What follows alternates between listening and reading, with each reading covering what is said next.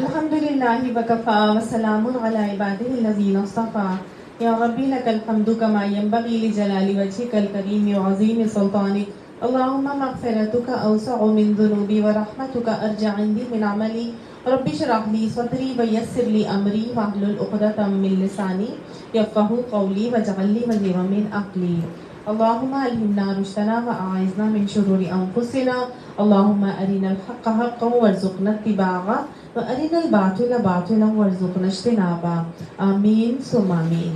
سورہ بقرہ آیت نمبر 214 تک ہم پچھلی کلاس میں کر چکے ہیں۔ آج آیت نمبر 215 سے کریں گے۔ اعوذ باللہ من الشیطان الرجیم۔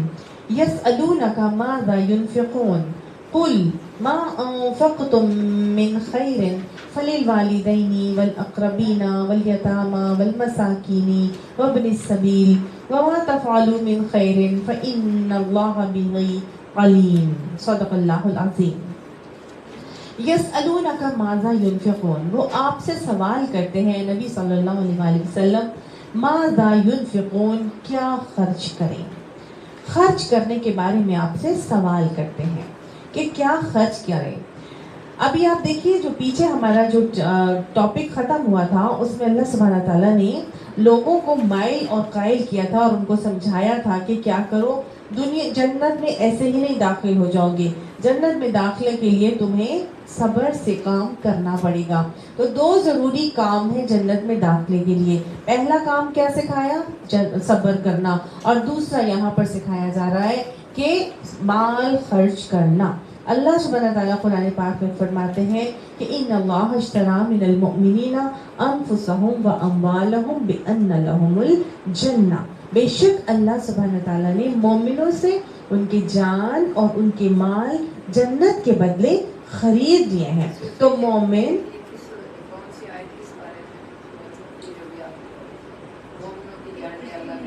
یہ میرا خیال سورہ توبہ، ہاں، تو جان اور مال جنت کے بدلے خرید لیے ہیں۔ تو مومن اپنے جانوں سے بھی سودا کرتا ہے اور مالوں سے بھی سودا کرتا ہے۔ تو اب جانوں کا سودا تو بتا دیا تھا کہ ایسے جنت میں داخل نہیں ہوگے، بلکہ تمہیں صبر سے چلنا پڑے گا، اور صبر کے لیے موٹیویٹ کیا تھا، مائل اور قائل کیا تھا۔ اور پھر اب بتایا جا رہا ہے کہ اگر تم اپنی جنت میں جانا چاہتے ہو تو پھر مالوں کو بھی خرچ کرنا پڑے گا۔ اور یہ بات کیسے شروع کی جا رہی ہے؟ یسألونک سے، کہ آپ سے سوال کرتے ہیں۔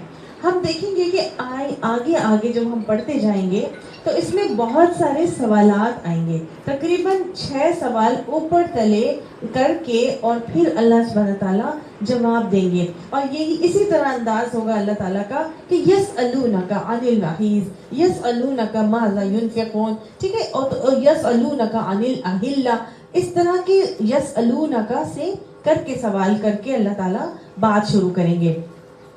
تو ہم آپ صلی اللہ علیہ وسلم نے فرمایا کہ پچھلی امتیں کثرت سوالات کی بنا پر ہلاک کی گئیں، اور زیادہ سوال کرنا پسندیدہ نہیں ہے، لیکن اللہ کے نبی فرماتے ہیں، حضرت عبداللہ بن عباس کی روایت میں آتا ہے، آپ صلی اللہ علیہ وسلم نے فرمایا کہ اس امت نے سب سے کم سوال کیے ہیں۔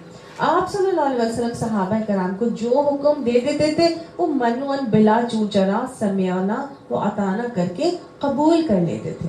تو اب یہ جو سوالات کی بوچھاڑ ہو رہی ہے، پھر یہ کس حوالے سے ہو رہی ہے اور کس بات سے ہو رہی ہے؟ اب دیکھیے، آپ صلی اللہ علیہ وسلم کا جو طریقہ تھا وہ یہ تھا کہ آپ نے مکی دور کے اندر 13 سال ان کے اوپر محنت کی، اور ایسی محنت کی کہ ان کی سوچ آپ نے ڈیولپ کر دی۔ اور جب ایک سوچ ڈیولپ ہو جاتی ہے اور صحیح انداز میں ڈیولپ ہوتی ہے تو خود بخود معاشرے کے اندر کی ہونے والی برائیاں انسان کو بری نظر آنے لگتی ہیں، ان کو پتہ چلنے لگتا ہے، ان کا تزکیہ خود بخود ہونا شروع ہو جاتا ہے۔ آپ صلی اللہ علیہ وسلم نے 13 سال صرف تزکیہ نفس ہی کیا تھا صحابہ کرام کا، صرف اور صرف وہ آخرت کی آیات آتی رہی، عقائد کی درستگی ہوتی رہی، اور کوئی شریعت نازل نہیں کی گئی۔ اس سے ہمیں ایک اصول ملتا ہے کہ بچوں کو زبردستی نماز کے لیے نہ کہیں، ان کی تربیت کر دیں، ان کو اللہ کا خوف، اللہ کا تقوی ڈال دیں، آخرت کا خوف ان کے اندر ڈال دیں، اللہ کی محبت ان کے اندر ڈال دیں۔ جب انسان کے اندر یہ چیز ہوگی تو خود بخود ان کے دل سے یہ کوشچنز اٹھنا شروع ہو جائیں گے۔ تو صحابہ کرام بھی جب 13 سال ان کا تزکیہ ہوتا رہا اور تزکیہ ہوتا رہا، مدینہ میں جب آئے تو ان کو آس پاس ہونے والی پوری کی پوری معاشرتی برائیاں کھول کھول کے نظر آنا شروع ہو گئی، اور ہر سال فرض ہے۔ یہ فرمایا کہ اگر میں یہ کہہ دیتا کہ ہاں تو تم سب مشقت میں پڑ جاتے۔ تو گویا خام ہمیں کثرت سوال سے اجتناب کرنا چاہیے۔ جب ہمارا تزکیہ ہو جائے گا تو خود بخود آس پاس کے ہونے والی جو غیر شرعی چیزیں ہیں، دل اس کی کراہیت کو محسوس کرے گا۔ اللہ نے فرمایا نا کہ وَنَفْسٍ وَمَا سَوَّاهَا، ہم نے بڑی درستگی سے، بڑی نکسک سے تمہارے نفس کو درست کر کے بنایا ہے۔ فَأَلْهَمَهَا فُجُورَهَا وَتَقْوَاهَا، اس کے اندر فسق اور فجور کو ہم نے الہام کر دیا ہے، اللہ نے، اور تقوی کو بھی الہام کر دیا ہے۔ تو جب اللہ نے نفس کو بنایا، فسق و فجور بھی الہام کیا، تقوی بھی الہام کیا، تو یہ ایک نیچرل بات ہے کہ جو ضمیر کا چیک اللہ نے میرے اور آپ کے اندر رکھا ہے نفس لوامہ کی صورت میں، وہ ہمیں خود بخود ہمیں وہ کھٹکے گا، وہ ہمیں چبھے گا، اور وہ آتا ہے نا کہ جو چیز تمہیں شک میں ڈال دے اس کو چھوڑ دو کہ وہ غلط ہے۔ تو آج تو ہمارا حال یہ کہ ہم اتنی برائیوں میں ملوث ہیں، اتنی برائیوں میں انڈلج ہیں، ایک معاشرتی برائیوں کا ایک ایسا انبار ہے جس کے اندر ہم ڈوب رہے ہیں، اس دلدل کے اندر ہم پھنسے ہوئے ہیں کہ ہم سب ان برائیوں کو صحیح سمجھنے لگ جاتے ہیں۔ ہم کہتے ہیں جو سب کر رہے ہیں تو ٹھیک ہی کر رہے ہوں گے، ہم ان کو غلط کو بھی صحیح سمجھنے لگ جاتے ہیں۔ مثال کے طور پر کمبائنڈ گیدرنگز کو دیکھ لیں، شادی بیاہ میں آج سب کمبائنڈ گیدرنگز کر رہے ہیں اور کوئی اس کی کراہیت کو محسوس ہی نہیں کرتا، کسی کو یہ فیلنگ ہی نہیں ہے کہ جی مطلب جو ارینج کرنے والے ہوتے ہیں ان کو بھی یہ کانسیپٹ نہیں ہے کہ سیگریگیٹڈ فنکشنز کیے جا سکتے ہیں اور وہ کیسے ہونے چاہیے، اور سیگریگیشن کا مطلب کیا ہوتا ہے۔ بیسیکلی میں کہنا یہ چاہ رہی ہوں کہ ایک چیز جب معاشرتی برائی اتنی عام ہو جاتی ہے تو آپ کو وہ چیز صحیح لگنے لگتی ہے، آپ کو وہ برائی نہیں لگنے لگتی۔ تو پھر کیسے پتہ چلے کہ ہمارے جو نفس کے اندر جو اللہ نے الہام کیا ہے تقوی بھی اور فسق بھی، کیسے پتہ چلے کہ ہم صحیح کر رہے ہیں؟ ہمارے لیے ایک ہونا چاہیے نا، ایک اس کے لیے اسکیل ہونا چاہیے جو ہمیں اس کے اوپر لے کر آئے کہ ہم کیا صحیح کر رہے ہیں اور کیا غلط کر رہے ہیں۔ تو یہ ہے تزکیہ۔ جب قرآن کے ساتھ آ کے بیٹھتے ہیں، قرآن کے ٹیچر کو آپ پکڑاتے ہیں، قرآن کو آپ انگلی پکڑا کر چلتے ہیں، تو خود بخود آپ کا تزکیہ ہونا شروع ہوتا ہے، کیونکہ قرآن آپ کو dos and don'ts, rights and wrongs بتانا شروع ہوتا ہے۔ جب آپ کا تزکیہ ہوتا ہے تو خود بخود آپ کو کراہیت آنا شروع ہو جاتی ہے، جو معاشرے کے اندر غلط چیزیں ہو رہی ہیں وہ خود آپ کو بتانا شروع ہو جاتا ہے۔ قرآن اسی لیے فرقان کہا جاتا ہے، حق اور باطل کی، ناجائز اور جائز کو، حرام اور حلال کو کھول دینے والی، فرق کر دینے والی کسوٹی، معیار اور پیمانہ ہے۔ ٹھیک ہے، تو گویا یہاں پر یہ بتایا جا گیا کہ دیکھو وہ پوچھتے ہیں کہ خرچ کیا کریں، یعنی اب اگر ہم نے مالوں سے بھی جنت کے سودے کرے ہیں تو پھر ہم کیا خرچ کریں؟ مطلب ٹھیک ہے جب چلے جائیں گے دنیا سے تو جائیں گے تو ہمارا مال چلا جائے گا دنیا سے، آگے ہمارے لیے جو ہم جتنا ہے وہ بعد کے لیے چھوڑ کے چلے جائیں گے۔ اپنے لوگ آج کل تو کیا کرتے ہیں، اپنا ساری دنیا میں ہمارے ایک ہی نارم ہے اور ایک ہی طریقہ ہے، اور وہ یہ ہے کہ ہر شخص مال کمانے پہ لگا ہوا ہے، ہر شخص دنیا بنانے کے چکروں میں پڑا ہوا ہے۔ اللہ تعالیٰ فرماتے ہیں نا، الہاکم التکاثر حتی زرتم المقابر، ہلاکت میں ڈال دیا، غفلت میں ڈال دیا تم کو مال و دولت کی کثرت نے، یہاں تک کہ تم لوگوں نے قبریں جا دیکھی۔ تو انسان اتنا زیادہ ان چیزوں میں انوالو اور انڈلج ہے کہ وہ اپنے مال کو اپنے ہی اوپر بھی خرچ کرتا ہے۔ وہ مال جو کما رہا ہوتا ہے نا، وہ ساری اپنی ہی ضروریات کو بنانے میں اور اسی کو اپ گریڈ کرنے کے چکروں میں لگا رہتا ہے۔ ہمارے تو اپنی ہی زندگی کی خواہشات ختم نہیں ہوتی کہ ہم اپنا مال دوسرے کو کیا دے کر جائیں گے. تو یہاں پر اللہ سبحانہ اور جو دے کر جانا ہے، آپ صلی اللہ علیہ وسلم نے فرما دیا تھا نا، انسان کہتا ہے کہ میرا مال میرا مال میرا مال. تیرا مال وہ نہیں جو تو نے کھا کر اڑا دیا، تیرا مال وہ نہیں جو تو نے پہن کر وہ سیدھا کر دیا، تیرا مال وہ ہے جو تو نے آگے بھیج دیا، اور باقی جو تو چھوڑ کے جانے والا ہے وہ تو تیرے وارثوں کا ہے، وہ تو تیرا ہے ہی نہیں. تو ہمارا مال کون سا ہے پھر؟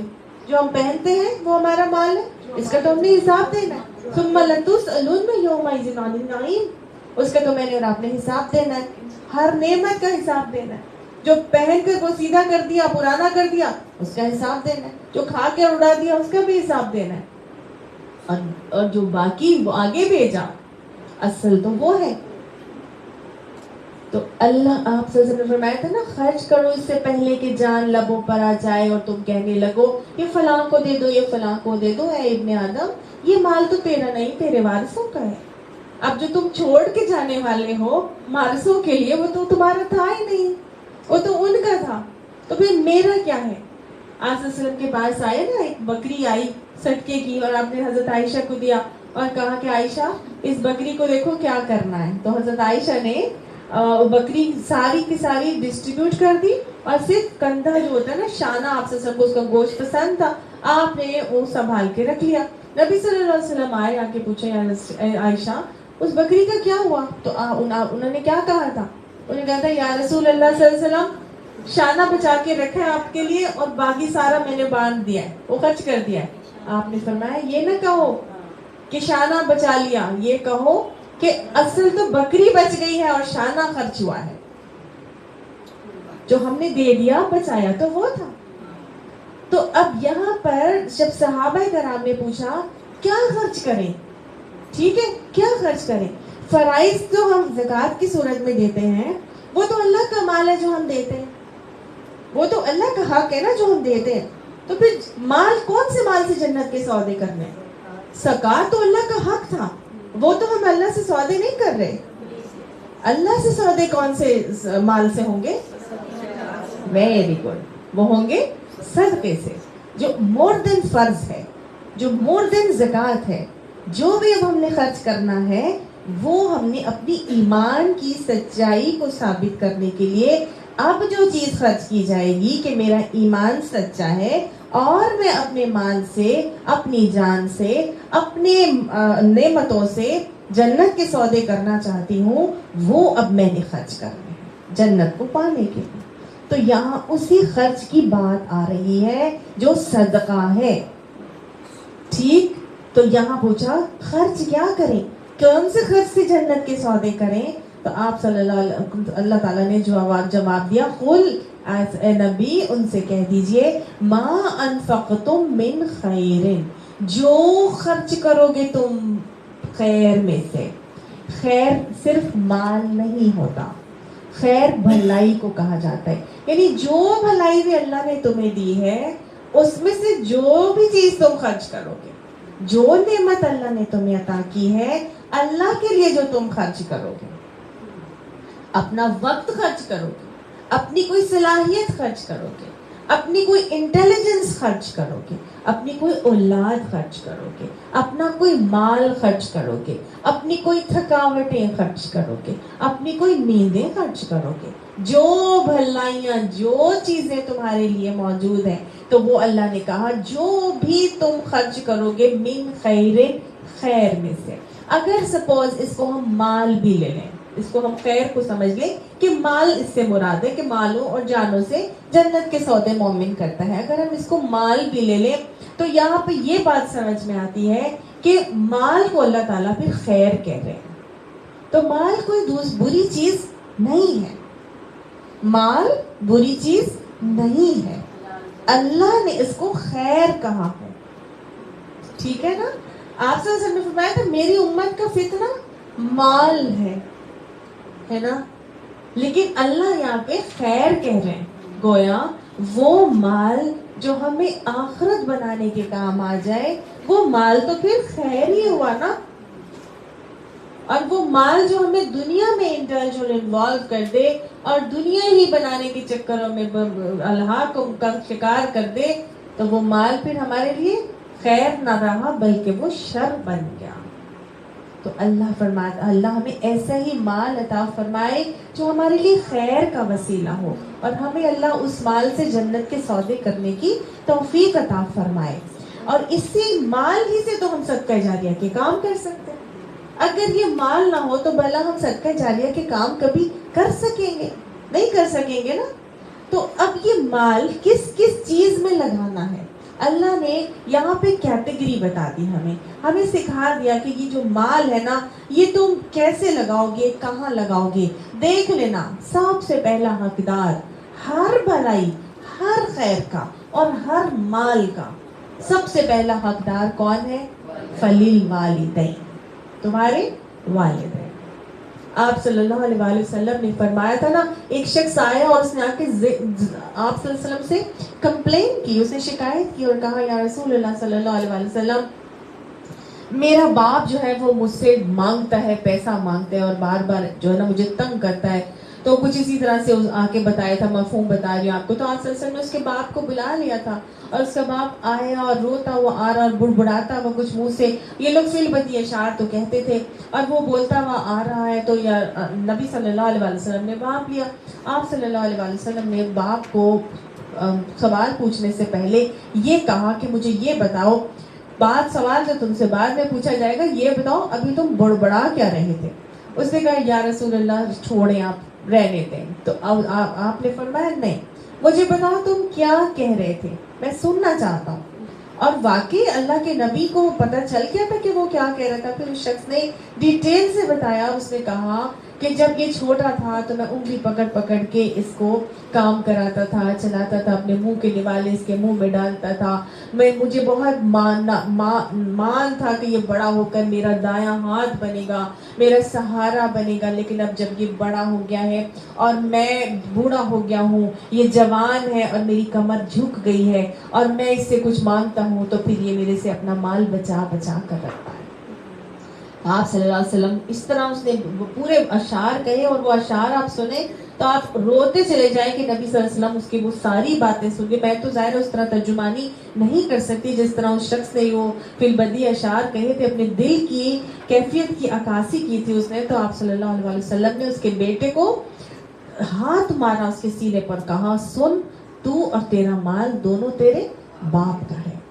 تو آج ہم جو بھی ہیں وہ ہم اپنے والدین کی وجہ سے, ہمارا جو بھی مال ہے وہ کس کے لیے ہے؟ پھر ہمارے والدین کے لیے. اللہ نے کہا کہ تمہارا جو بھی مال ہے سب سے پہلی کیٹیگری کس پر آئے گی صدقات کی صورت میں؟ والدین کی. ہم والدین کو زکوٰۃ نہیں دے سکتے, ٹھیک ہے؟ تو اللہ کے نبی نے طریقہ بھی ہمیں سکھا دیا. آپ صلی اللہ علیہ وسلم کے پاس ایک شخص آیا, اس نے آ کے کہا یا رسول اللہ صلی اللہ علیہ وسلم, میرے پاس 1 دینار ہے, میں کس کو دوں؟ آپ نے فرمایا اپنے اوپر خرچ کرو. اس نے کہا میرے پاس 1 اور دینار ہے, وہ کس پر خرچ کروں؟ آپ نے فرمایا اپنی اولاد پر. اس نے کہا میرے پاس 1 اور دینار ہے, یہ کس پر خرچ کروں؟ تو آپ نے فرمایا اپنی بیوی پر. پھر اس نے کہا میرے پاس 1 اور دینار ہے, یہ کس پر خرچ کروں؟ اس نے کہا آپ سے نے فرمایا اپنے غلام پر. اس نے کہا میرے پاس 1 اور دینار ہے, یعنی اس شخص کے پاس 5 دینار تھے. پھر اس سے پوچھا کہ اب اس کو کس پر خرچ کروں 5واں دینار؟ تو آپ نے فرمایا اب جس کے اوپر مرضی چاہو اس کو خرچ کر دو. سمجھ میں آ گئی آپ کو؟ تو کیٹیگرائز کر دیا گیا. قرآن ہمیں بتا رہا ہے پہلا دینار یعنی پہلا مال کس کو دینا ہے؟ اپنے نہیں, پہلا یہاں پہ بتا دیا اپنے والدین کو دینا ہے. ٹھیک ہو گیا؟ والدین کو دینا ہے. سب سے زیادہ حقدار کون ہے؟ تمہارے والدین ہیں. پھر اس کے بعد آ گیا تمہارے اوپر خرچ کرو, پھر اس کے بعد اپنی اولاد پر, پھر بیوی پر, پھر اپنے غلام کے اوپر, اور پھر جس کو چاہو مرضی تم دے دو. ٹھیک ہو گیا؟ تو یہ قرابت داروں کی جو اگلی کیٹیگری ہے اس میں یہ چیز آ رہی ہے والاقربین کے حوالے سے. سمجھ آئی؟ تو والاقربین میں قرابت دار کیسے کیٹیگرائز کیے جائیں گے؟ اور پھر تھرڈ نمبر پہ مال کس کو دینا ہے؟ والیتاما، یتیموں کو. یتیم وہ لوگ ہیں کہ جس کے ساتھ حسن سلوک کرنے والے کو نبی صلی اللہ علیہ وآلہ وسلم کے حدیث کے مطابق آپ صلی اللہ علیہ وسلم کی قیامت میں معیت اور ساتھ نصیب ہوگا.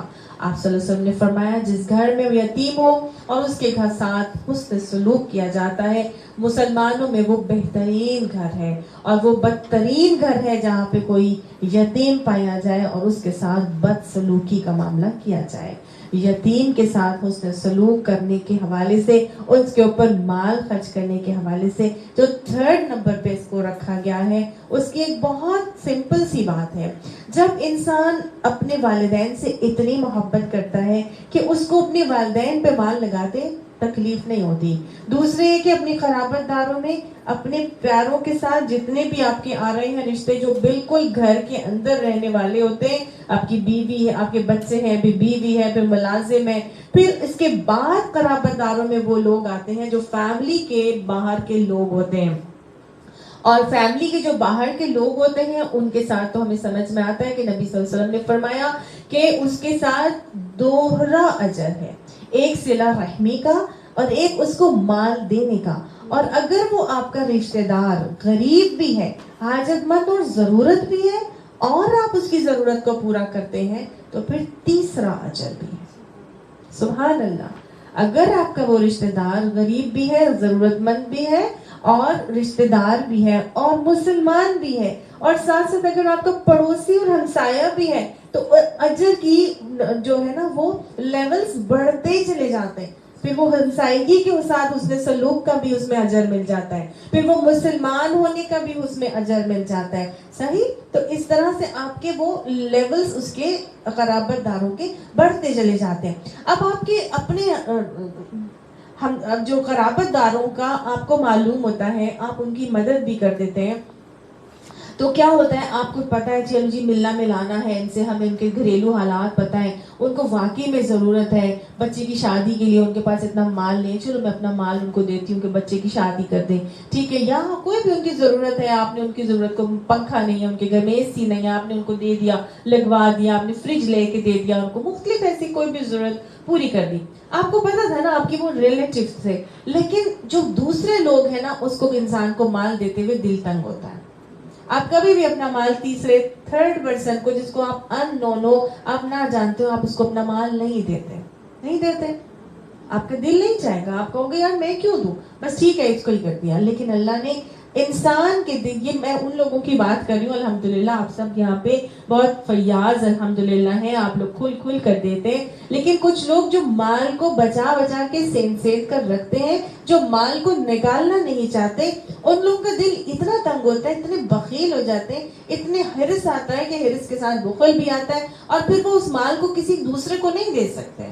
اور پھر کیا ہوتا ہے، اللہ نے ان کو دینے کے لیے معاشرے کا سب سے زیادہ کمزور اور پسا ہوا طبقہ بتا دیا کہ اس کیٹیگری کے بعد، قرابت داروں کی کیٹیگری کے بعد، یہ وہ طبقہ ہے جس پہ خواہ تمہارا دل پسیج جائے گا. کوئی یتیم ہو گیا ہے، تمہارا خود بخود دل کرے گا، کوئی اس کا والی وارث نہیں ہے، چلو میں اس کو پڑھا دیتی ہوں، چلو میں اس کا خرچہ اٹھا لیتی ہوں، ہے نا.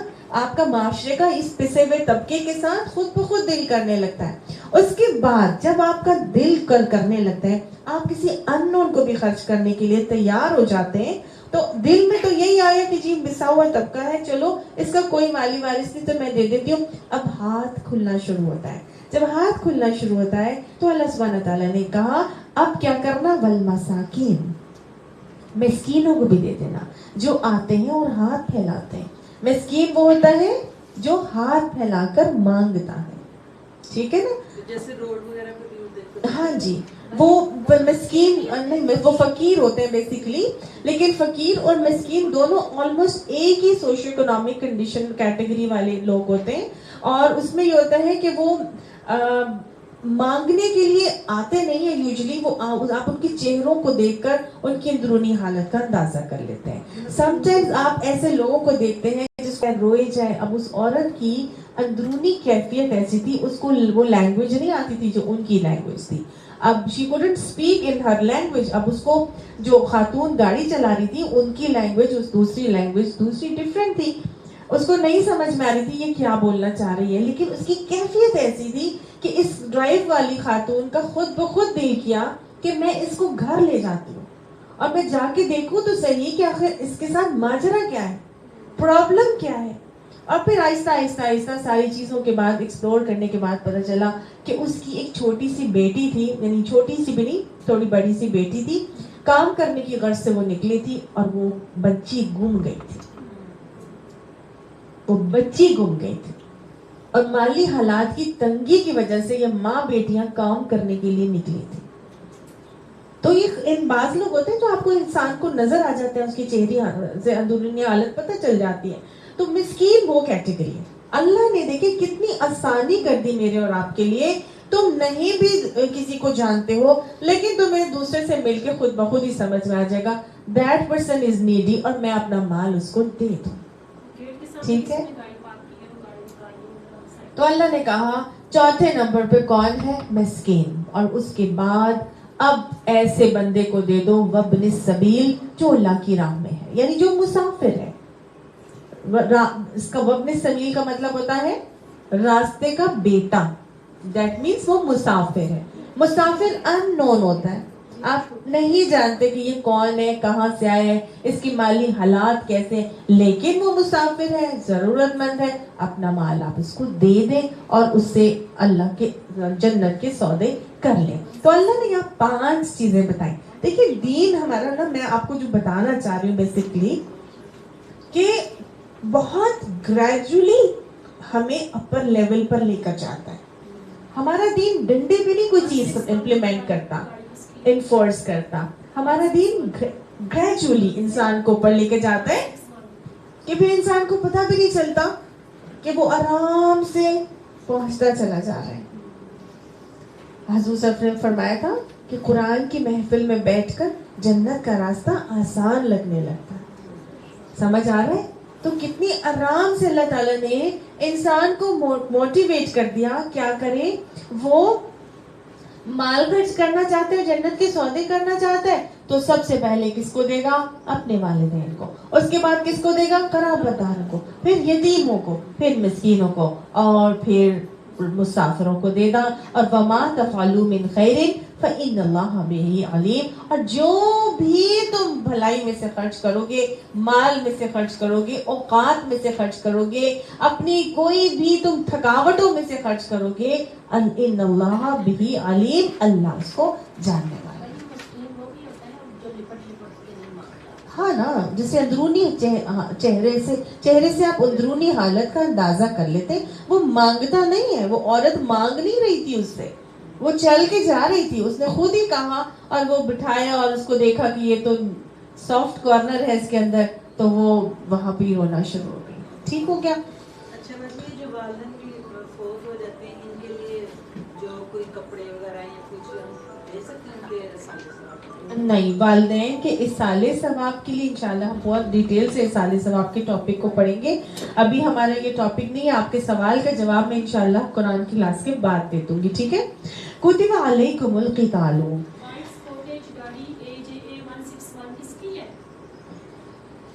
دیکھ لیجیے کسی کی گاڑی باہر کھڑی ہوئی ہے گیٹ کے بالکل سامنے.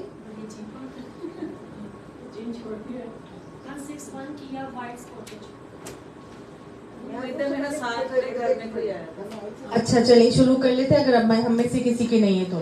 اچھا, اب اللہ نے سے سوال کیا کہ کیا خرچ کریں, اور میں نے اب آپ کو بتایا جب کب خرچ کرنا ہے, اپنی زندگی میں ہی خرچ کرنا ہے. اور جو لوگ خرچ کرتے ہیں یاد رکھیں کہ خرچ کرنے کا اجر اللہ کے نبی نے بہت بتایا, کہ کیونکہ یہ ساری کی ساری جو مد اور بتائی گئی ہے نا, وہ کیا ہے, یہ جو مصارف بتائے گئے ہیں یہ صدقات کے مصارف ہیں. اور صدقات وہ چیز ہے کہ جس کے نبی صلی اللہ علیہ وسلم نے فرمایا کہ صدقات بری موت سے بچاتے ہیں. آپ صلی اللہ علیہ وسلم نے فرمایا قیامت کے دن انسان اپنے صدقات کے سائے میں کھڑا ہوگا. جس کا صدقہ جتنا زیادہ اخلاص والا ہوگا اس کا سایہ اتنا ہی گہرا ہوگا. انسان اس دن صرف اور صرف سورج سوا نیزے پر ہوگا یا عرش الہی کا سایہ ہوگا یا کس کا سایہ ہوگا؟ انسان کے صدقات کا سایہ ہوگا. تو اگر آپ چاہتے ہیں کہ قیامت کی حدت اور تپش سے ہم بچے رہیں، محفوظ رہیں، تو بڑھ بڑھ کے صدقے دینے چاہیے. آپ صلی اللہ علیہ وسلم نے فرمایا صدقات بیماریوں کو ٹالتے ہیں. آپ صلی اللہ علیہ وسلم نے فرمایا کہ صدقات اللہ کے غضب کو ٹھنڈا کرتے ہیں. اور بہترین صدقہ کیا ہے؟ حدیث میں آتا ہے بہترین صدقہ وہ ہے جس کے بعد خوشحالی برقرار رہے اور خرچ کی ابتدا اپنے اہل و عیال سے کرو. ٹھیک ہے، بہترین صدقہ کیا ہے؟ جس کے بعد خوشحالی برقرار رہے اور خرچ کی ابتدا اپنے اہل و عیال سے کرنا چاہیے. اب اگلا حکم آ رہا ہے اللہ کی طرف سے، کیٹیگورک حکم، اور اس میں قتال کا حکم دیا گیا. پہلے قتال کو اللہ تعالیٰ نے صرف اجازت دی تھی، لیکن یہاں پہ کتبہ سے کہہ کے اللہ نے کہہ دیا، فرض کر دیا گیا، لکھ دیا گیا. ہاں، اہل و عیال سے کرو. کتبہ یعنی لکھ دیا گیا، فرض کر دیا گیا، علیکم اوپر تمہارے، القتال قتال، یعنی تمہارے اوپر اب اللہ کی طرف سے قتال فرض کر دیا گیا ہے. وَهُوَ كُرْهٌ لَكُمْ، اور وہ تمہیں ناگوار ہے. قتال کی فرضیت جو آئی ہے وہ اسی آیت کے اندر آئی ہے، اور اس میں اللہ سبحانہ تعالیٰ نے قتال کو فرض کر دیا. اللہ فرماتے ہیں گویا ہم بتانا یہ چاہ رہے ہیں کہ تم لوگ اصل میں ناگوار سمجھ رہے ہو، اب میں نے یہی قتال تمہیں فرض کیا ہے اور تم اپنے نفسوں کے غلام بن کر رہ گئے ہو، خود ہی اچھی بری چیزوں کے فیصلے کرنے لگ جاتے ہو کہ تمہیں اللہ کی طرف سے دیا گیا یہ حکم ہی پسند نہیں آ رہا. وَهُوَ كُرْهٌ لَكُمْ، تمہیں یہ ناگوار ہو رہا ہے. وَعَسَىٰ أَن تَكْرَهُوا شَيْئًا، اور شاید کہ تم ناگوار سمجھو کسی چیز کو، وَهُوَ خَيْرٌ لَكُمْ، اور وہ تمہارے لیے بہتر ہو. یعنی اللہ کے احکامات میں سے کئی احکامات ہمیں ایسا ہو سکتا ہے کہ اللہ ہمیں لگ رہے ہو کہ وہ اپنانا، آپٹ کرنا، ان پر عمل کرنا ہمیں مشکل لگ رہا ہو، ہمیں وہ ناگوار لگ رہا ہو. مثلا دین کا لباس اپنانا کئی لوگوں کو اپنا ناگوار لگتا ہے، یہ عبایا جلباب اوڑھنا کئی لوگوں کو ناگوار لگتا ہے. اللہ کی طرف سے سود کا حکم آتا ہے کہ ضرور ما بقی من الربا، اللہ نے کہا کہ چھوڑ دو جو سود باقی رہ گیا، اس کو حرام کر دیا اللہ سبحانہ تعالیٰ نے. لیکن پھر بھی کیا اعلان جنگ کہہ دیا کہ فَإِن لَمْ تَفْعَلُوا فَأْذَنُوا بِحَرْبٍ مِّنَ اللَّهِ وَرَسُولِهِ، اگر تم ایسا نہیں کرو گے، یعنی سود کو نہیں چھوڑو گے، تو پھر اللہ اور اس کے رسول کے ساتھ جنگ کے لیے تیار ہو جاؤ. اتنے بڑے بڑے کیٹیگوری حکم آنے کے بعد کئی لوگ ایسا سمجھتے ہیں کہ ہمیں وہ کام اپنانا مشکل لگ رہا ہے، اور کئی شریعت کے احکامات ایسے ہمیں لگتے ہیں. اللہ تعالیٰ فرماتا ہے تمہیں وہ ناگوار لگتے ہیں، لیکن ہو سکتا ہے وہ خیر لکم، اور وہ تمہارے لیے بہتر ہو. کئی معاشرے کی رسوم و رواج بھی اسی کے اندر آتی ہیں. اگر ہم دیکھیں تو شادی بیاہ کے اندر کتنی ایسی چیزیں ہوتی ہیں، منگنی سے لے کر، یا جو جسے کہتے ہیں نا بات پکی ہونے سے لے کر شادی کے بعد کی جو مکلاوا ہوتا ہے وہاں تک کتنی رسمیں ہوتی ہیں. اور ہمارے لیے اللہ سبحانہ تعالیٰ نے تو وہ رسمیں نہیں کہیں ہمیں کرنے کے لیے. ہم کہیں کہ وہ چھوڑ دیں اور ہمیں وہ چھوڑنا ناگوار لگ رہا ہوتا ہے، حالانکہ اس کو چھوڑنے میں وَهُوَ خَيْرٌ لَكُمْ، اللہ نے کہا اس میں تو تمہارے لیے بھلائی ہے. وہ کیا کیا بھلائی ہے دیکھیں، وہ تلی علاوہ یا جو بات بکی وغیرہ کرنا ہوتا ہے اس کے اندر ایک اتنا لین دین اور پھر خرچے اور جوڑے اور پھر دوسروں کے منہ بنتے ہیں، اور پھر وہ اسی طرح ایک منگنی ہوئی بہت بڑی دو پارٹیز کے درمیان میں، اور اس میں ایسے ہی ہوا کہ کھانا ختم ہو رہا تھا، مطلب کھانا ختم ہو چکا تھا، لوگ جا چکے تھے تقریباً گھر میں، اور وہ لڑکی لڑکے والے جو ہیں ابھی وہیں پہ موجود تھے. تو جو دیگ ہوتی ہے اس کو بجنے کی کچھ آواز آئی، تو انہوں نے آگے سے کسی نے ایسے ہی بولا کہ تم دیگے بھی چاٹ رہے ہو، مطلب ایسے کر کے مذاق میں کچھ بولا. تو اس بات پہ ان کی لڑائی ہو گئی، اور انہوں نے اس بات ہی کو ختم کر دیا کہ انہوں نے تو ابھی سے ہمیں تانے مارنے شروع کر دیے، تو ہم تو آگے اس کا کیسے لے کے چلیں گے. تو اس قسم کی ساری باتیں غلط فہمیوں کو جنم دیتی ہیں. خواہ میں مصیبت، مال کی مصیبت بوجھ بنتا ہے انسان کے اوپر، اعصاب پہ بہت بوجھ بنتا ہے. پھر وہ رسم لینے دینے کی، کپڑوں کی رسم، اور پتہ نہیں کون کون سی رسمیں ہوتی ہیں، یہ نہ کیا تو ایسے ہو جائے گا، وہ نہ کیا تو اس سے ناراض ہو جائے گا، پھر فلاں نے بلایا، پھر فلاں نے بلایا، پھر کپڑے بھی بن رہے ہیں، وہ جیب پر اتنا بھاری بن رہا ہے. ماں باپ سے پوچھیں کہ جن کی بیٹی وہ اپنے جگر گوشے کو اٹھا کے دوسرے کے حوالے کرنے جا رہے ہوتے ہیں، اور وہ لڑکے کے ماں باپ سے پوچھیں جو اپنا ساری زندگی کی جمع پونجی ایک دوسری لڑکی کے سپرد کرنے جا رہے ہوتے ہیں، دونوں ہی کر رہے ہوتے ہیں، ٹھیک ہے نا. اور اس میں کیا ہے، اگر آپ انہی نظموں میں پڑے رہیں گے بجائے اس کے کہ وہ اللہ کے ساتھ ذکر الہی کے زبانیں تر ہوتی، انسان انہی جھمیلوں میں لگا رہتا ہے اور اپنی نمازیں بھی خراب ہوتی ہیں. وہ بازاروں میں جا جا کے ہمارے ٹائم پہ تھکنے علیحدہ ہوتی ہیں، اور پھر کچھ بن کے آتا ہے، کچھ نہیں بن کے آتا، پھر وہ دکانداروں کے ساتھ لڑائی جھگڑے، پتہ نہیں وہ کیا کیا چیزیں ہیں جن کے اندر ہم آج لگے ہوئے. اور پھر وہ ہمارے انہی چیزوں سے فائدہ اٹھا کے جو کام کرنے والے اور کاروبار کرنے والے، انہوں نے لاکھوں میں جو ہے وہ جوڑوں کی قیمتیں پہنچا دی ہیں، ہے نا. تو اللہ نے تو ہمیں ایسا حکم ہی نہیں دیا. اللہ فرماتا ہے کہ آسان تک رہو شیئن، یعنی تمہیں یہ رسومات چھوڑنا شاید مشکل لگتا ہے، وہ خیر لکم، اور وہ تمہارے لیے بہتر ہے. اللہ کا ہر حکم ہمارے لیے بہتری لے کر آتا ہے. وَعَسَىٰ أَن تُحِبُّوا شَيْئًا، اور یہ ہو سکتا ہے کہ تم ایک چیز کو پسند کرو، وَهُوَ شَرٌّ لَكُمْ، اور وہ تمہارے لیے بری ہو. کتنی چیزیں جو ہم پسند کرتے ہیں اور وہ ہمارے لیے بری ہوتی ہیں. سیونگ سرٹیفکیٹس کو دیکھ لیں، انشورنس اسکیمز کو دیکھ لیں، ہم سمجھتے ہیں وہ ہمارے لیے بہتر ہے، حالانکہ وہ ہمارے لیے بہتر نہیں ہوتی. وہ سود کا مال ہے جو ہمیں مل رہا ہوتا ہے، اور وہ ہم سود ہی کھا رہے ہوتے ہیں. اور پھر وہ حال وہی ہے کہ یتخبطہ الشیطان من المس، اس کا حال ایسے ہو جاتا ہے جیسے وہ شیطان نے اسے چھو کر باولا کر دیا ہو، اور پھر انسان کی حالت بالکل ایسی ہو جاتی ہے. تو اللہ فرماتے ہیں کہ تم کو چیزیں جو ہیں وہ بس تم پسند کرتے ہو اور وہ تمہارے لیے بہتر ہوتی ہیں. اللہ جانتا ہے، تم نہیں جانتے. واللہ یعلم وانتم لا تعلمون، اللہ کو معلوم ہے تمہارے لیے کیا چیز ہے، لہٰذا جو حکم مجھے اللہ دیتا ہے جب جہاں جیسے دیتا ہے، شریعت کا حکم اگر ہمارے معاشرتی رسوم و رواج کے مطابق ہے تو ضرور مانیں، لیکن اگر نہیں ہے شریعت معاشرتی رسم و رواج ہماری شریعت کے حکم کے مطابق ہے تو ضرور کریں، اور اگر نہیں ہے تو رک جائیں، اس میں ہمارا ہی بھلا اور ہمارا ہی فائدہ ہے. اللہ نے کہہ دیا اللہ جانتا ہے تم نہیں جانتے. یسألونک عن الشہر الحرام، اور وہ آپ سے پوچھتے ہیں حرام مہینوں کے بارے میں. حرام مہینے کون سے تھے؟ حرام مہینے جب سے یہ بنائی گئی دنیا، اللہ تعالیٰ نے 4 مہینے حرام کر دیے. اور 4 مہینے حرام کون سے ہیں؟ 3 تو کنٹینیوٹی سے آتے ہیں جن کو ہم حج کے مہینے بھی کہتے ہیں، ذیقعد، ذی الحج اور محرم، یہ کنٹینیوٹی سے آتے ہیں. اور چوتھا حرام مہینہ رجب کا مہینہ ہے. اللہ نے کہا کہ لوگ شہر حرام کے بارے میں پوچھتے ہیں کہ قتال فیہ، اس میں لڑنا کیسا ہے. حرام مہینوں کا مطلب یہ ہے کہ اللہ نے ان مہینوں میں لڑائی جھگڑا اور جو چھینا جھپٹی، قتل، لوٹ مار، رہزنی، ڈکیتی سب منع کر دیا تھا. یہ حرام مہینے اللہ نے اس لیے حرام کیے تھے کیونکہ رجب میں لوگ آتے اور آ کے اللہ کے گھر کا عمرہ کرتے تھے، اور اس کے بعد جو 3 حج کے مہینے کنٹینیوٹی سے آتے ہیں، ذیقعد میں وہ لوگ نکلتے تھے، پیدل سفر کرتے، حج کے لیے پہنچتے ذی الحج میں، اور پھر حج کا فریضہ انجام دے کے وہ واپس اپنے اپنے گھروں میں پہنچتے، اور وہ سکون سے بغیر کسی تکلیف کے پہنچ جایا کرتے تھے. اس زمانے میں زمینی سفر تھے، ڈکیتیاں، رہزنی، لوٹ مار، شب خون وغیرہ جو ہے وہ بہائے جاتے تھے اور کیے جاتے تھے. تو اللہ نے ان کو سیفلی ٹریول کرنے کے لیے یہ جو ہے وہ مہینے عطا کر دیے تھے کہ اس میں قتال جدال نہیں ہوگا. تو اب ہوا کیا؟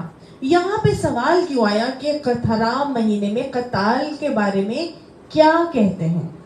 اصل میں آپ صلی اللہ علیہ وسلم نے اپنے ایک صحابی حضرت عبداللہ بن جہش کو ایک مہم پر روانہ کیا، اور ان کے ساتھ آپ صلی اللہ علیہ وسلم نے کچھ ساتھی بھیجے تھے اور نخلا کی طرف بھیجا، ایک پورے دستے کی شکل میں بھیجا، اور ان کو ایک خط دے کے بھیجا اور یہ کہا کہ جب آپ نخلا پر پہنچے تو اس خط کو کھول کر پڑھ لیجئے گا، اور پھر اس کے اندر جو بھی لکھا ہے آپ نے اسی مطابق کرنا ہے.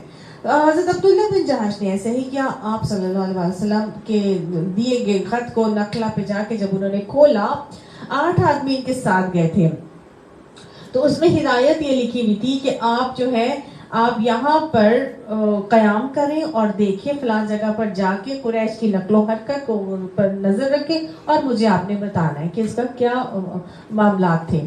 تو جب یہ وہاں پر پہنچے، انہوں نے پہلے تو اپنے دوستوں سے کہا، ساتھیوں سے، کہ بھئی میں نبی صلی اللہ علیہ وسلم کا یہ حکم ہے کہ وہاں پر جا کے قریش کی نقل و حرکت کو دیکھنا ہے، تو میں جا رہا ہوں، اب تم میں سے جو واپس جانا چاہتے ہیں وہ واپس چلا جائے. سب نے کہا نہیں، ہم آپ کے ساتھ ہی جائیں گے. تو سب کے سب وہاں پر پہنچے. جب وہاں پہنچے تو دیکھا کہ قریش کا ایک قافلہ آ رہا تھا، 4 لوگوں پر مشتمل، مکہ کی جانب بڑھ رہا تھا. تو ان کو یہ ہوا کہ ہم نے دھاک بٹھانی ہے. یہ جنگ بدر سے پہلے کا واقعہ ہے. تو انہوں اس زمانے میں نبی صلی اللہ علیہ وسلم مختلف قریش کے دستوں کے اوپر دھاک بٹھانے کے لیے حملے کیا کرتے تھے. نقصان ان کو نہیں پہنچاتے تھے، جسٹ ان کو ایک کہنا چاہیے روپ ڈالنے کے لیے ان کا پیچھا کیا کرتے تھے. تو انہوں نے ایسے ہی کیا. ان کا ہوا یہ کہ 4 لوگ آ رہے ہیں، قافلے کے اندر مال بہت زیادہ ہے، لیکن اب یہ قافلہ اگر مدینہ کے اندر چلا گیا نا تو پھر ہم اپنی دھاک نہیں بٹھا سکیں گے، کیونکہ مکہ کے اندر اگر چلا گیا تو ہم وہاں پر تو مکہ تو امن والی جگہ ہے، وہاں پہ تو ہم قتال کر نہیں سکیں گے. تو لہٰذا ایسا کرتے ہیں، اس کے اوپر حملہ آور ہوتے ہیں، ان کے اوپر ڈراتے ہیں، دھمکاتے ہیں اور ان سے مال لوٹ لیتے ہیں تاکہ ان کو پتہ چلے کہ مسلمان کمزور نہیں ہے. اب ایک پرابلم تھی، اور پرابلم یہ تھی کہ رجب ختم ہو رہا تھا اور شعبان شروع ہو رہا تھا. رجب کا مہینہ جو حرام مہینہ ہے وہ ختم ہو رہا تھا اور شعبان شروع ہونے والا تھا. اب ان کو نہیں پتا تھا کہ اب یہ رجب کی لاسٹ ڈیٹ ہے، یہ ختم ہو گیا یا نہیں ہوا.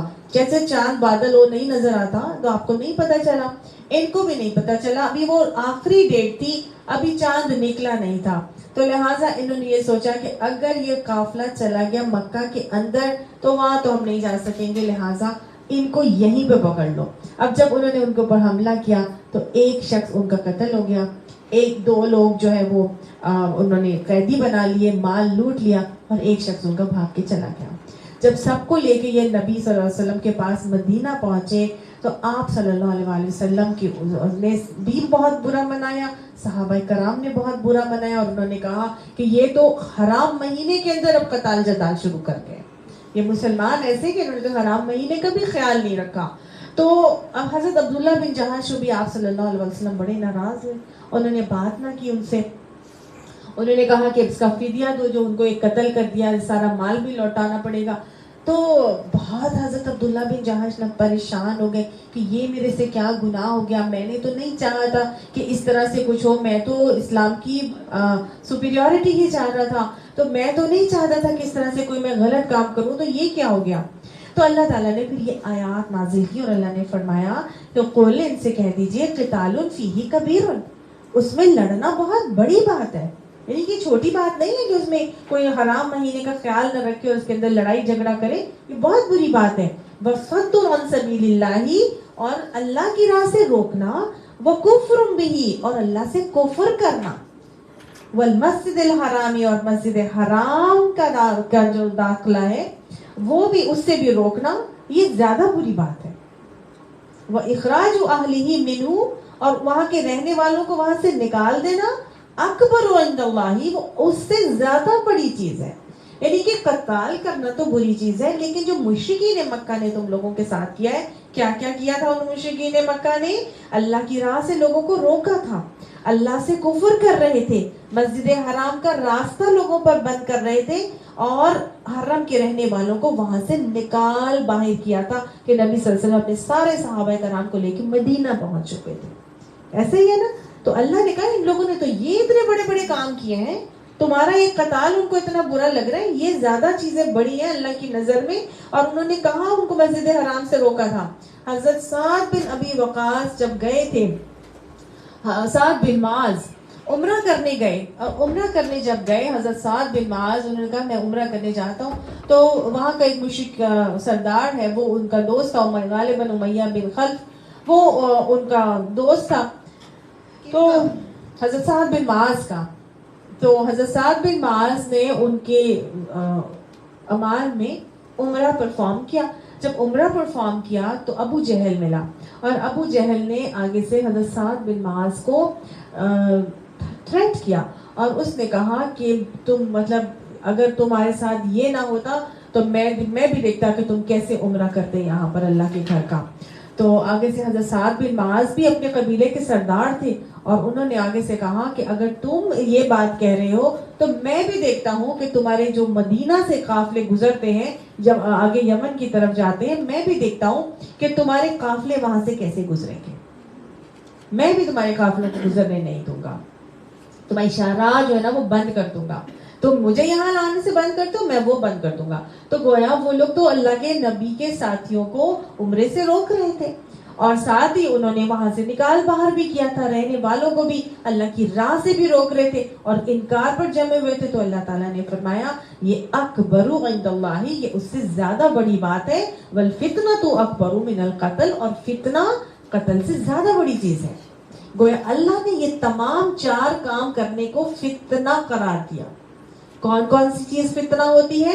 اللہ کی راہ سے لوگوں کو روکنا، کفر کرنا، اور مسجد حرام میں داخلے کو بند کر دینا، اور وہاں کے رہنے والوں کو یا کہیں بھی رہنے والوں کو ان کے گھروں سے بے گھر کر دینا. یہ ایسے فتنے ہیں جو اللہ تعالیٰ نے کہا یہ تو قتل سے بھی زیادہ بڑی چیز ہے. وَلَا يَزَالُونَ، اور نہیں وہ کمی کریں گے، يُقَاتِلُونَكُمْ، تمہیں قتل کرنے میں، حَتَّى يَرُدُّوكُمْ عَنْ دِينِكُمْ، یہاں تک کہ وہ پھیر دے تم کو تمہارے دین سے. إِنِ اسْتَطَاعُوا، اگر ان کا بس چلے یا ان کو اس کی استطاعت ہو. یعنی وہ تو تم سے لڑے ہی جائیں گے یہاں حتیٰ کہ ان کا اگر بس چلے تو تمہیں اس دین سے ہی وہ پھیر کر لے جائیں. اتنا ان کے اندر اینگر اور اینگوش ہے تمہارے خلاف. اللہ فرماتا ہے وَمَن يَرْتَدِدْ مِنْكُمْ، یاد رکھنا ان کے ان ہتھ کنڈوں سے، ان کے ان تھریٹ سے، ان کے ان اعمال سے، یا ان کے ان ڈراووں سے اور دھمکاووں سے. وَمَن يَرْتَدِدْ مِنْكُمْ، تم میں سے جو کوئی بھی مرتد ہو جائے گا، اپنا دین بدل لے گا، اپنا دین چینج کر لے گا. وَمَن يَرْتَدِدْ مِنْكُمْ عَنْ دِينِهِ، اپنے دین سے، فَيَمُتْ، پھر وہ مر جائے، وَهُوَ كَافِرٌ، اور وہ کفر ہی کی حالت میں ہو، فَأُولَئِكَ حَبِطَتْ أَعْمَالُهُمْ فِي الدُّنْيَا وَالْآخِرَةِ، بس یہی لوگ ہیں کہ دنیا اور آخرت میں ان کے اعمال سارے کے سارے ضائع ہو جائیں گے. وَأُولَئِكَ أَصْحَابُ النَّارِ، اور یہی لوگ ہیں جو آگ میں جانے والے ہیں. هُمْ فِيهَا خَالِدُونَ، اور وہ اس میں ہمیشہ ہمیشہ رہیں گے. گویا مرتد کا انجام اللہ تعالیٰ نے یہاں پر بتایا ہے. مرتد کون ہوتے ہیں؟ جو دین سے پھر جائیں گے. تو مسلمان ہونے کے بعد اگر کوئی دین سے پھر جائے گا تو اللہ نے بتا دیا ہے کہ کفر ہی کی حالت میں بھی وہ جان بھی دے گا، یعنی کہ وہ مرتد ہو کر ہی مرا اور مرتد ہی اس حالت میں اس نے جان دی. تو اللہ تعالیٰ نے جتنے بھی نیک اعمال اس نے دنیا میں زندگی میں اپنے کیے تھے اسلام لانے کی صورت میں، اللہ فرماتا ہے حبطت اعمالہم، ان کے سارے اعمال ضائع ہو جائیں گے. تو مرتد کا انجام کیا ہے؟ اولئک اصحاب النار ہم فیہا خالدون، مرتد آگ میں جانے والے ہیں، اس میں وہ ہمیشہ ہمیشہ رہیں گے. اور مرتد کا جو قصاص کے حوالے سے جو ہم آتا ہے نا، قتل جو ہماری شریعت میں قتل کی جو اجازت دی گئی ہے، مرتد کو قتل کر دینے کا حکم ہے. کیونکہ مرتد وہ شخص ہوتا ہے جو دین اسلام، یعنی دین اسلام کا مرتد وہ شخص ہوگا جو دین اسلام کی حد تک کا باعث بنے گا. لوگ سمجھیں گے کہ یہ اسلام سے پلٹ آیا ہے، دیٹ مینز اسلام کے کوئی اندر فلا ہوگا، کوئی کمی ہوگی، تبھی اس نے اپنا دین چینج کیا. جی، اس کو قتل کر دینے کا حکم ہے کہ جو دین چھوڑ دے گا، بدل لے گا، اسلام کو چھوڑے گا. اگر ایک دفعہ اسلام قبول نہیں کیا ہے تو 1000 دفعہ سوچ لو، 1000 دفعہ سوچ لو. لا اکراہ فی الدین، دین میں کوئی زبردستی نہیں. زور زبردستی سے اسلام قبول کرنا ہمارے دین کا مزاج نہیں ہے. لیکن once you have accepted اسلام تو پورے دل کے ثبات کے ساتھ اسلام کو قبول کیا جائے گا کہ بعد میں پھر پلٹنے کی گنجائش ختم ہو جاتی ہے. اور اگر پلٹ جاتے ہیں تو پھر انجام آپ کے سامنے ہے. اللہ ہمیں ایمان ہی کی حالت میں موت عطا فرمانا. اللہ اس وقت ہمیں ثابت قدمی رکھنا. اللہم اعنی علی غبرات الموت وعلی سکرات الموت. اللہ اس وقت ہماری زبانوں پر کلمہ طیبہ کو جاری فرما دینا. ان الذین آمنوا. اب ہوا یہ کہ حضرت عبداللہ بن جہش کو جب یہ آیات آ گئی، پتہ چلی، تو ان کو ایک فکر لاحق ہوئی. ان کو یہ فکر لاحق ہوئی کہ میرے سے اتنا بڑا گناہ ہو گیا ہے، اب میں کیا کروں گا. اور یہ ایسے لوگ ہوا کرتے تھے کہ جب تک اپنے گناہ کے اوپر ان کو سزا نہیں مل جاتی تھی نا، ان کو چین نہیں آتا تھا. اور جنت میں جانے کے اتنے حریص تھے کہ بیٹھ کے خواہش کیا کرتے تھے کہ میں جنت میں چلا جاؤں. یہ اپنے صحابی ہیں، ان کے دوست تھے حضرت سعد بن وقاص. انہوں نے آپس میں دونوں بیٹھے ہیں اور دعا کر رہے ہیں. جنگ احد سے پہلے ان دونوں نے دعا کی، اور جنگ احد میں ان دونوں نے آپس میں کہا، حضرت سعد بن وقاص نے ان کو کہا کہ عبداللہ اللہ تعالیٰ سے بیٹھ کے دعا کرتے ہیں جنگ شروع ہونے سے پہلے. تو دو ساتھی تو انہوں نے کہا ٹھیک ہے کر دیتے ہیں. اب یہ دونوں دعا کرنے بیٹھے ہیں، اور ایک صحابی جو ہے وہ آگے سے حضرت سعد بن ابی وقاص نے دعا کی کہ یا اللہ تو میرے سامنے ایسا جنگجو لے کے آنا کہ میں اس کو ماروں اور وہ مجھے مارے، اور پھر میں اس پہ قابو پا جاؤں اور میں اس کو قتل کروں.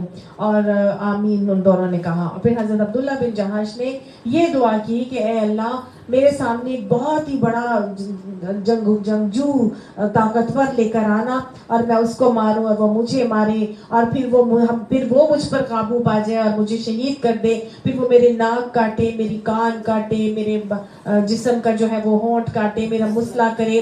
اور اللہ میں اسی حالت میں تیرے پاس آؤں اور تو مجھ سے کہے کہ عبداللہ یہ تیرا حال کیا ہے، تو میں تجھ سے کہوں کہ اے اللہ یہ تیری راہ میں چلتے ہوئے ہیں. سبحان اللہ. یہ حالات تھے ان لوگوں کے. اور حضرت سعد بن ابی وقاص کہتے ہیں کہ میں نے دیکھا کہ بالکل ایسا ہی ہوا، اور میرے اوپر ایک شخص نے قابو پایا اور میں نے اس کو مات کر دیا، لیکن حضرت عبداللہ بن جہش کے اوپر جس نے قابو پایا تھا اس نے ان کو شہید بھی کیا اور ان کی لاش کا مسئلہ بھی کیا. اور میں نے دیکھا کہ اس کی لاش کے جو اعضاء تھے ان کی حضرت عبداللہ بن جہش اس کو باقاعدہ ایک ہار کی صورت میں بنایا ہوا اور وہ گلے میں ڈال کے پھر رہے. تو وہ اس طرح وہ لوگ کیا کرتے تھے، لیکن انہوں نے شہادت کا درجہ پایا. کہنے کا مطلب صرف یہ ہے کہ یہ وہ لوگ تھے کہ اتنی سی بھی کوئی غلطی اگر ان سے ہو جائے تو ان کو چین نہیں آتا تھا. اب ان کو چین نہیں آ رہا ہے. یہ جب ان کو چین نہیں آ رہا تھا تو اللہ تعالیٰ نے ان کی تسلی کے لیے اگلی آیت اتاری، اور اللہ تعالیٰ فرماتے ہیں ان الذین آمنوا، بے شک وہ لوگ جو ایمان لائے ہیں، والذین ہاجروا، اور وہ لوگ جنہوں نے ہجرت کی ہے، فجاہدوا فی سبیل اللہ، اور انہوں نے اللہ کی راہ میں جہاد بھی کیا ہے. یعنی کہ انہوں نے تو حضرت عبداللہ بن جہش نے ہجرت بھی کی تھی اور پھر جہاد میں بھی شامل ہوئے، اور جب جہاد کیا ہے اللہ کی راہ میں تو اللہ تعالیٰ فرما رہے فکر نہ کرو، عمل تمہارا قبول بھی ہوا اور اللہ کے ہاں مقبول بھی ہو گئے ہو. اور اولئک، یہی وہ لوگ ہیں، یرجون رحمت اللہ، یہ تو اللہ کی رحمت کے امیدوار ہیں. واللہ غفور رحیم، اور اللہ بخشنے والا رحم کرنے والا ہے. گویا اللہ تعالیٰ نے اپنی بخشش اور رحمت کا وعدہ دے دیا، اور اللہ نے بتایا کہ یہ تو اللہ کی رحمت کے امیدوار ہیں، انہوں نے تو ہجرتیں بھی کی ہیں، انہوں نے تو جہاد بھی کیا اللہ کی راہ میں، تو اللہ انہیں کیسے معاف نہیں کرے گا. وہ تو باتیں جو کفار نے کی تھی وہ زیادہ بڑا گناہ تھا، اور انہوں نے جو معاملہ کیا ہے یہ تو ان کی سے چھوٹی سی ایک لغزش ہو گئی ہے. اللہ معاف کرنے والا رحم کرنے والا ہے. ان کی شان میں آیت اتری ہے، تو اس کے بعد ان کو تسلی ہوئی. میں نے آپ کو بتایا نا کس طرح ان کی فیلنگز ہوا کرتی تھی کہ اللہ نے بھی ان کو شہادت کا درجہ عطا فرمایا تھا. یسألونک عن الخمر والمیسر، وہ سوال کرتے ہیں آپ سے خمر اور میسر کے بارے میں. خمر کس کو کہتے ہیں اور میسر کس کو کہتے ہیں؟ خمر بیسیکلی عربی زبان میں اس کو کہتے ہیں جو عقل کو ڈھانپ لینے والی ہوتی ہے. وہ چیز جو دماغ کو ڈھانپ لے، عقل کو ڈھانپ لے. ٹھیک ہے، جسے ہم نے پڑھا نا وَلْيَضْرِبْنَ بِخُمُرِهِنَّ عَلَى جُيُوبِهِنَّ، عورتوں کو حکم ہے کہ چاہیے کہ وہ اپنے خمر جو وہ سر پر لیتی ہیں ان کو کیا کریں؟ بِخُمُرِهِنَّ عَلَى جُيُوبِهِنَّ، اپنے جیوب کے اوپر ڈال لیں. ٹھیک ہے، تو اللہ نے بتایا وہ چیز جو سروں پہ ڈھانپتی ہو, جس سے تم لوگ اپنے سر ڈھانپتے ہو, تو سر کو ڈھانپنے والی چیز کو بھی خمر یہ کہا جاتا ہے. اور شراب بھی کیا کرتی ہے, ہماری عقل کو ڈھانپ لیتی ہے. تو پوچھا گیا جب وہاں پر اس زمانے میں اندر شراب ان کی گھٹی میں بیٹھی ہوئی تھی, اور ہر شخص آلموسٹ بہت زیادہ صحابہ کرام جو ہیں وہ اس کے اندر اس کے نشے میں انوالو تھے اور انڈلس تھے ان ہیبٹس کے اندر. تو اب آہستہ آہستہ جب تزکیہ نفس ہوتا چلا گیا تو ان کو خود سمجھ میں آنے لگ گیا, اور ان کو یہ سمجھ آیا کہ یہ وہ چیز ہے جس کو پی کر ہم اپنی ہوش و حواس کھو دیتے ہیں, اس کو پی کر ہم اللہ کے ذکر سے بھی غافل ہو جاتے ہیں, اس کو پی کر تو ہمیں اپنا لگتا ہے ہمارا وہ اتنا قیمتی جو وقت تھا جو ہمیں اللہ کی راہ میں لگانا چاہیے تھا, اس ایک ایک مومن کو تو آخرت میں ایک ایک لمحہ بھی یہ محسوس ہوگا نا قیام الحسرہ ہے کہ میں وہ وقت بھی کیوں ضائع کر کے آیا. تو ان کو فیلنگ آنا شروع ہوئی کہ وہ وقت ہمارا ضائع ہو جاتا ہے. تو لہٰذا خود بخود ان کے دل سے یہ بات اٹھی.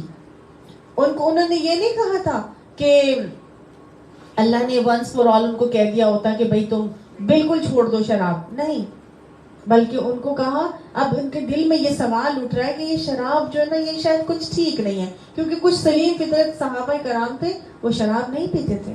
حضور صلی اللہ علیہ وسلم نے کبھی شراب کو ہاتھ نہیں لگایا تھا, حضرت علی نے حضرت ابو بکر نے کبھی شراب کو ہاتھ نہیں لگایا تھا. اس کے علاوہ بھی اور بہت سارے صحابہ کرام تھے جو شراب کو ٹچ بھی نہیں کیا تھا, کیونکہ اس سے ان کو کراہیت, ان سے نفرت ان کو اندر ہی محسوس ہوتی تھی.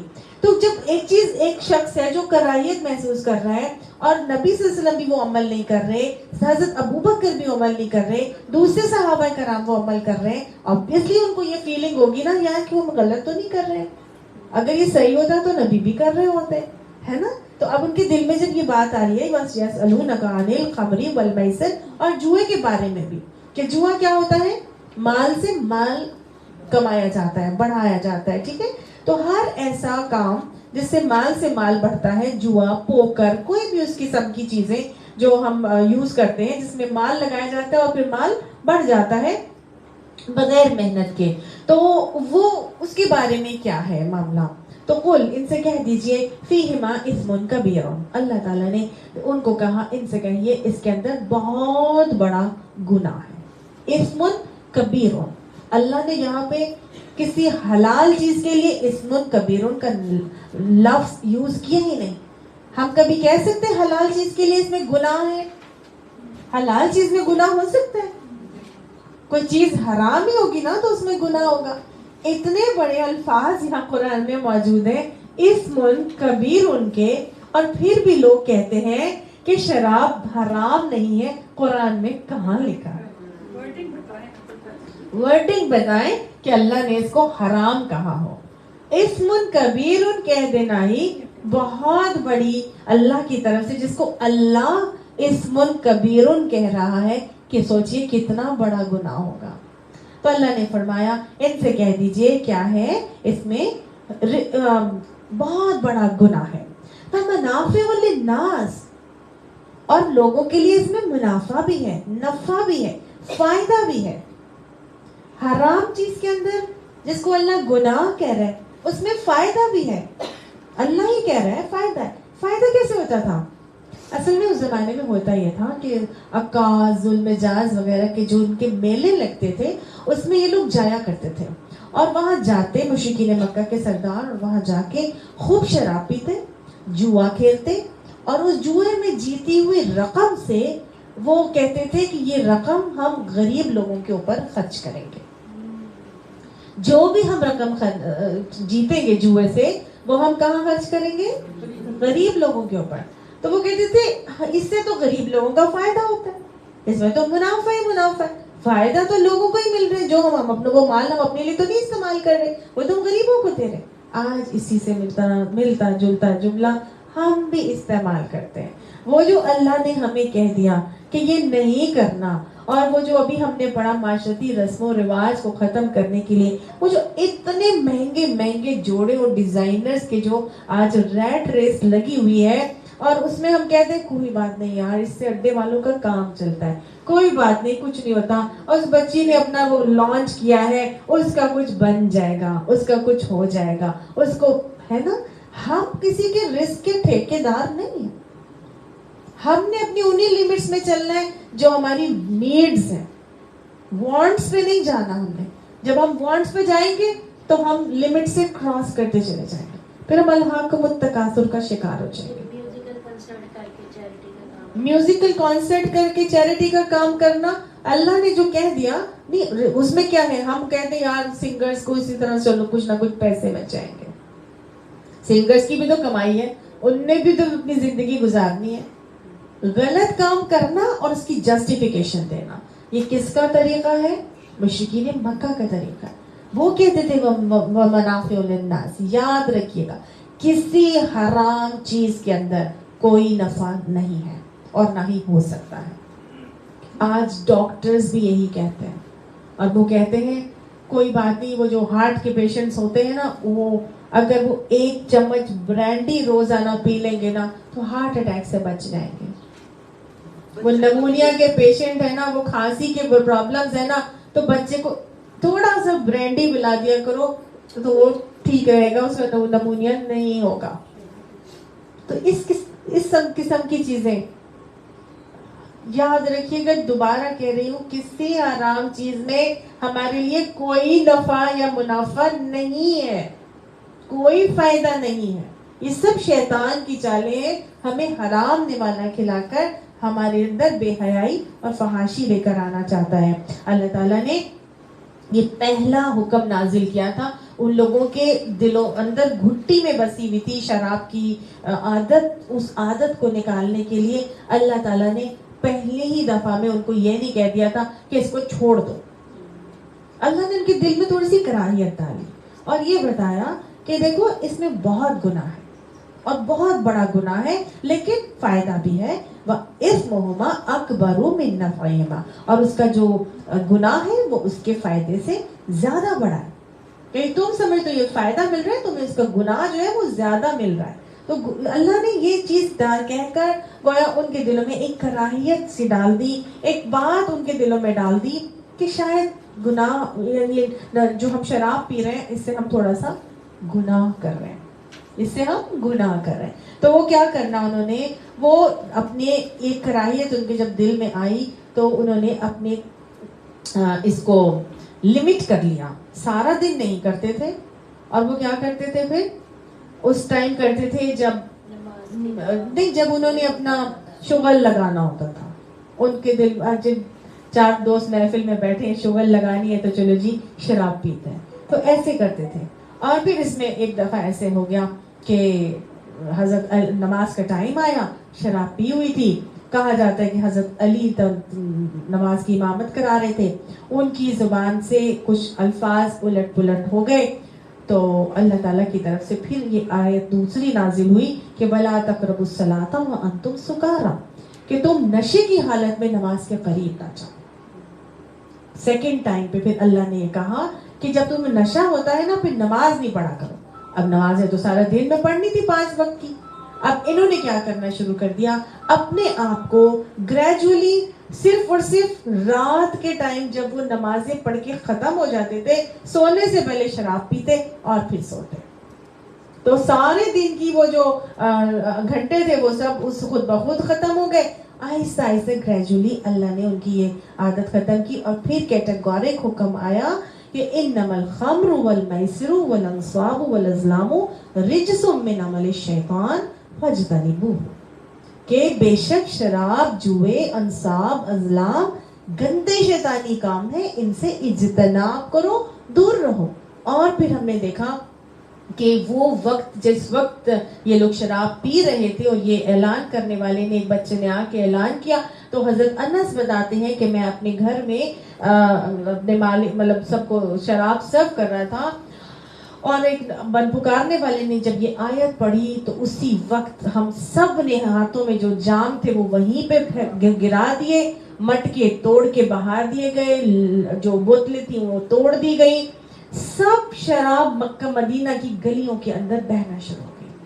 اللہ کا یہ طریقہ समझ लीजिए सुन्नत अल्लाही, सुन्नत इलाही क्या है कि किसी भी घुट्टी में बैठी हुई आदत को एकदम से नहीं छोड़ा जाता, आहिस्ता आहिस्ता।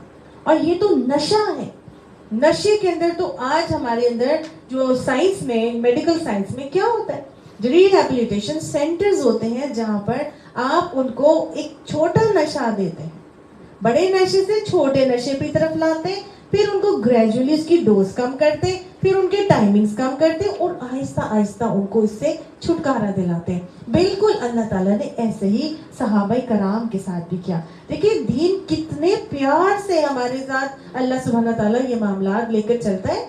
कोई भी आदत ना एक दिन में आती है ना एक दिन में जाती है। अब वो आदतें जो पक्की हमारी घुट्टी में बैठी हैं, जो हम झूठ बोलते हैं तो बोलते ही चले जाते हैं, पता ही नहीं चलता कि हमारी जुबानों से वो झूठ निकल जाता है, हमें एहसास ही नहीं होता कि हमने झूठ बोल दिया, धोखा दे दिया, बहुत ताने मार दिए, गीबत कर दी, कितनी चीजें जो हमारे अंदर से हो रही है, जबान के फितने, और हम करते चले जाते। हमें पता है घुट्टी में बैठी हुई आदतें, चोरी कर ली, इनको कैसे निकाला जाएगा? ग्रेजुअली, आहिस्ता आहिस्ता। बच्चों के अंदर अगर आदतें अच्छी भी लानी है, उनकी भी तरबियत का यही तरीका है, उनको ग्रेजुअली लेकर आए, आहिस्ता आहिस्ता लेकर आए। पहले उनके दिल में उस चीज की अहमियत डालें। नमाज के लिए एक दिन में इंजेक्शन लगेगा और बच्चा नमाजी बन जाएगा 5 वक्त का, ऐसा नहीं होगा। उनको ग्रेजुअली आहिस्ता आहिस्ता बताएं, उनको नमाज की तरफ लाएं, नमाज की अहमियत बताएं, और उसके बाद उनको फराइज पर लगाएं। फराइज छोटा बच्चा बगैर वजू के भी पढ़ ले, आप थोड़ा सा बड़ा हो फिर वजू की अहमियत डालें, फिर उसको खड़ा करें, फिर उसको तरीके अरकान सिखाएं, उसके बाद आहिस्ता आहिस्ता फराइज आए, फराइज के बाद सुन्नतों पर लेकर आए। समझ आई? तो यही तरीका अल्लाह सुब्हानहू तआला का है। यही चीज है कि आदत अल्लाह ताला ने जब निकालनी थी तो अल्लाह सुब्हानहू तआला ने भी उनको बहुत आहिस्ता आहिस्ता उनको यहाँ से निकाला। फिर क्या हुआ? अल्लाह सुब्हानहू तआला आगे फरमाते हैं कि वह इस्मुहुमा अकबरु मिन नफ़इहिमा व यसअलूनका माज़ा युनफ़िक़ून, और वो पूछते हैं कितना खर्च करें। अब माज़ा युनफ़िक़ून का क्या मतलब है? पहले भी तो यही था, माज़ा युनफ़िक़ून पहले ये था क्या खर्च करें और कब करें, और यहाँ पर है कितना खर्च करें। चले ठीक है, कैटेगरी पता चल गई हमें, सदकात की मसारिफ पता चल गए, पीछे हमने पढ़ा, लेकिन अब यहाँ पे दोबारा पूछ रहे हैं माज़ा युनफ़िक़ून, यानी अब कितना खर्च करें। चलो ठीक है, अब खर्च करना है, अपने जन्नत के सौदे करने हैं, तो अब कितना खर्च करें? तो अल्लाह ताला ने फरमाया कुलिल आफ, जो जरूरत से जायद हो, इनसे कह दीजिए जो जरूरत से जायद है वो खर्च कर दो। कज़ालिका युबय्यिनुल्लाहु लकुमुल आयाति, अल्लाह ताला इसी तरह बयान करता है तुम्हारे लिए अपनी निशानियां या आयात, लअल्लकुम ततफक्करून, ताकि तुम तफक्कुर करो, गौर व फिक्र करो, फिर दुनिया वल आखिरा, और दुनिया में और आखिरत में, यानी कि गौर व फिक्र करो और देखो कि मैंने क्या जमा किया है, आखिरत में क्या जमा किया है, दुनिया में मेरा मामला क्या है, जरूरत से जायद मेरा कितना है। आज जरूरतें इतनी ज्यादा है, हजारों ख्वाहिशें इतनी कि हर ख्वाहिश पे दम निकले, बहुत निकले मेरे अरमा मगर फिर भी कम निकले। आज जरूरत से जायद ही नहीं हमें समझ आता, हमारी तो अपनी जरूरतें नहीं खत्म हो रही। अल्लाह ने कहा जो जरूरत से जायद है उसको खर्च कर दो। हज़रत सल्लल्लाहु अलैहि वसल्लम ने हज़रत अबू ज़र को समझाया था और रहने का तरीका सिखाया था, और आपने फरमाया था अबू ज़र दुनिया में इस तरह रहो जैसे मुसाफिर रहता है, कुन फिद दुनिया का अन्नका गरीबुन औ आबिरुस सबील, दुनिया में ऐसे रहो जैसे एक अजनबी रहता है, रास्ते का चलता मुसाफिर रहता है। पिछली क्लास में भी, पिछले से पिछली, मैंने आपको बताया था कि कितना रखना है, उतना जो हमारी नीड्स है उतना रखना है, वांट्स नहीं। अगर वांट लेनी है, अगर आपकी किसी चीज की ख्वाहिश है, आप लेना चाहते हैं और आपके पास पहले भी उस तरह की कोई चीज मौजूद है, जरूर ले लें, लेकिन उसको निकाल दें जो पहले वाली मौजूद है, ठीक है? क्योंकि नेमतें जो है वो अल्लाह के नेक बंदों के लिए हैं, अच्छी चीजें अल्लाह के नेक बंदों के लिए हैं। तो ये नहीं है कि आप 10 के 10 जमा किए जा रहे हैं। क्या करना है? अगर 11वीं ले रहे हैं तो फिर पीछे से एक निकाल दीजिए वहां से, ٹھیک ہے, اگر آپ کی ضرورت 10 جوڑوں کی ہے اور آپ نے 11 لیا ہے, ضرور لیں, لیکن کیا کریں گے, 10 ہی رکھیں اور 11 نکال دیں. یہ ہے ضرورت سے زائد قل العف. اس کے لیے یہ نہیں دیکھنا کہ خراب ہوگا تو نکالوں گی, اور اللہ کی راہ میں خراب تو نہیں کر کے دینا نا, بری چیزیں چاٹنے لگ جاتے ہو. تو جو ضرورت سے زائد. حضرت خباب بن ارت کا واقعہ ہم نے پچھلی کلاس میں پڑھا تھا, بڑا خوبصورت طریقہ تھا ان کا قل العف کے حوالے سے خرچ کرنے کا. انہوں نے کیا کیا تھا, وہ جتنا انہوں نے مال کمایا تھا, وہ میں نے آپ کو بتایا نا, وہ زرے بناتے تھے, اور ان کی جو ام انمار نے ان کی سر پہ آ کے سلاخ لگا دی تھی, اور وہ جو ام انمار تھی جس نے ان کا سر کو داغا تھا جب انہوں نے اسلام قبول کر لیا تھا, تو انہوں نے ام انمار بھی بیمار ہو گئی, اور بیمار ہوئی اور اس کو ایسی تکلیف ہوئی کہ وہ چیخیں مارا کرتی تھی. تو بڑے علاج کرنے والے لوگوں کو بلایا گیا کہ یہ اس کا علاج کریں. تو اطباء نے یہ بتایا کہ اس کا نا ایک ہی علاج ہے, اور وہ یہ ہے کہ لوہے کی سلاخ کو گرم کر کے نا اس کے سر کو اسے داغا جائے تو پھر یہ ٹھیک ہوگی. اللہ تعالیٰ دنیا میں ہی مکافات عمل دکھا دیتا ہے. اس ام انمار کا یہی حال ہوا. خیر جب یہ ہجرت ہو گئی اور یہ واپس مدینہ پہنچے مکہ سے, تو انہوں نے, ان کے پاس ہنر تو تھا زرے بنانے کا, لوہے کا کام کرتے تھے, انہوں نے وہاں پہ کام کرنا شروع کر دیا. مال آنا شروع, اتنا مال آیا کہ انہوں نے اپنے گھر میں ایک گڑھا کھود لیا. جیسے ہمارے انڈر گراؤنڈ ٹینکس ہوتے ہیں, اسی طرح انہوں نے گھر میں گڑھا کھودا, اور اس گھڑے کے اندر جو زیادہ مال ہوتا تھا وہ اس میں رکھ لیتے تھے. اور انہوں نے پورے مدینہ والوں کو کہا ہوا تھا, جس کو ضرورت ہے آئے اور میرے گھر میں سے آ کے اس گڑھے میں سے مال نکال کے لے جائے. یہ ہے قل العف. اور سب کو پتا تھا, اور آ کے اپنی ضرورت کا مال وہاں سے لوگ آ کے نکال کے لے جاتے تھے. جب ان کی موت کا وقت آیا تو حضرت علی ان کے پاس بیٹھے ہوئے تھے, اور حضرت خباب بن ارت روئے جا رہے تھے. حضرت خباب بن ارت روئے جا رہے ہیں. حضرت علی نے پوچھا, کیا بات ہے خباب, آپ کیوں رو رہے ہیں؟ تو انہوں نے آگے سے کہا, میرے گھر کے اس گھڑے کے اندر 80,000 دینار پڑے ہوئے. اتنا خرچ ہونے کے باوجود بھی کتنے دینار پڑے تھے؟ 80,000 دینار پڑے ہوئے ہیں. تو آگے سے حضرت علی نے کہا, ہاں ہم سب کو معلوم ہے کہ آپ کے اس گھڑے کے اندر 80,000 دینار موجود ہیں, آپ نے کسی سے چھپائے تو نہیں ہے, لوگوں کے لیے ہی ہیں. تو انہوں نے کہا کہ ہاں, لیکن مجھے یہ فکر ہے کہ یہ نہ ہو کہ میری آخرت کی ساری جو نیکیاں ہیں ان کا یہ بدل ہو جائے. یہ جو اللہ نے ہمیں اتنی نعمتیں دنیا میں 80,000 دینار سے نوازا ہے, یہ میری ان ساری کمائیوں کا بدل یہی دنیا پہ تو نہیں اللہ نے مجھے دے دیا. یہ فکر تھی ان کو. ہم کہتے ہیں مال جمع کر لوں. ہم مال جمع کر کے سین کر رکھتے ہیں, اور دینے سے ہم کتراتے ہیں. مال جمع کرنے کا ہمیں اتنا حریص اور اتنے ہم وہ ہو جاتے ہیں. آپ صلی اللہ علیہ وسلم نے فرمایا تھا, اے بلال گن کرنا رکھ, اللہ کی راہ میں مفلسی کا ڈر نہ کر, اور اللہ کی راہ میں کھلے ہاتھ سے دیتا رہے, اور مفلسی کا نہ ڈر کر. اللہ کی راہ میں دینا ہے, گن کر نہیں دینا, گن کر نہیں رکھنا, کھلے ہاتھ سے دینا ہے. جو ضرورت سے زائد ہے وہ اللہ کی راہ میں خرچ کر دینا ہے. بہت خوبصورت انداز, بہت خوبصورت طریقہ تھا. آج ہمارے گھروں کا حال یہ ہے کہ ہماری الماریاں بھری ہوئی ہیں, باکس رومز, اسٹور رومز پڑے ہوئے, اور ہم وہ نکال کے کسی کو دینے کے لیے تیار نہیں ہوتے. کیا خوبصورت انداز تھا ان کا. وہ دنیا کی نیکیوں کا نعم البدل نہ ہو جائے. وہ جو اتنا اللہ تعالیٰ نے ان کو نوازا ہوا تھا, اللہ تعالیٰ یہ باتیں ہمیں بھی سمجھائے, اور ہمیں قل العف کے حوالے سے بڑھ کے خرچ کرنے کی توفیق عطا فرمائے. یاد رکھیے گا, جو اللہ نے ہمیں ہماری ضرورت سے زیادہ دیا ہے وہ ہمارا نہیں ہے, وہ کسی اور کا ہے. حقدار کو ڈھونڈے اور اس کا حق اس کو پہنچائے. اور یہ بھی یاد رکھیں کہ اگر کہیں کوئی مال جمع ہو رہا ہے تو اس کا مطلب ہے کہ حقدار کا حق مارا جا رہا ہے.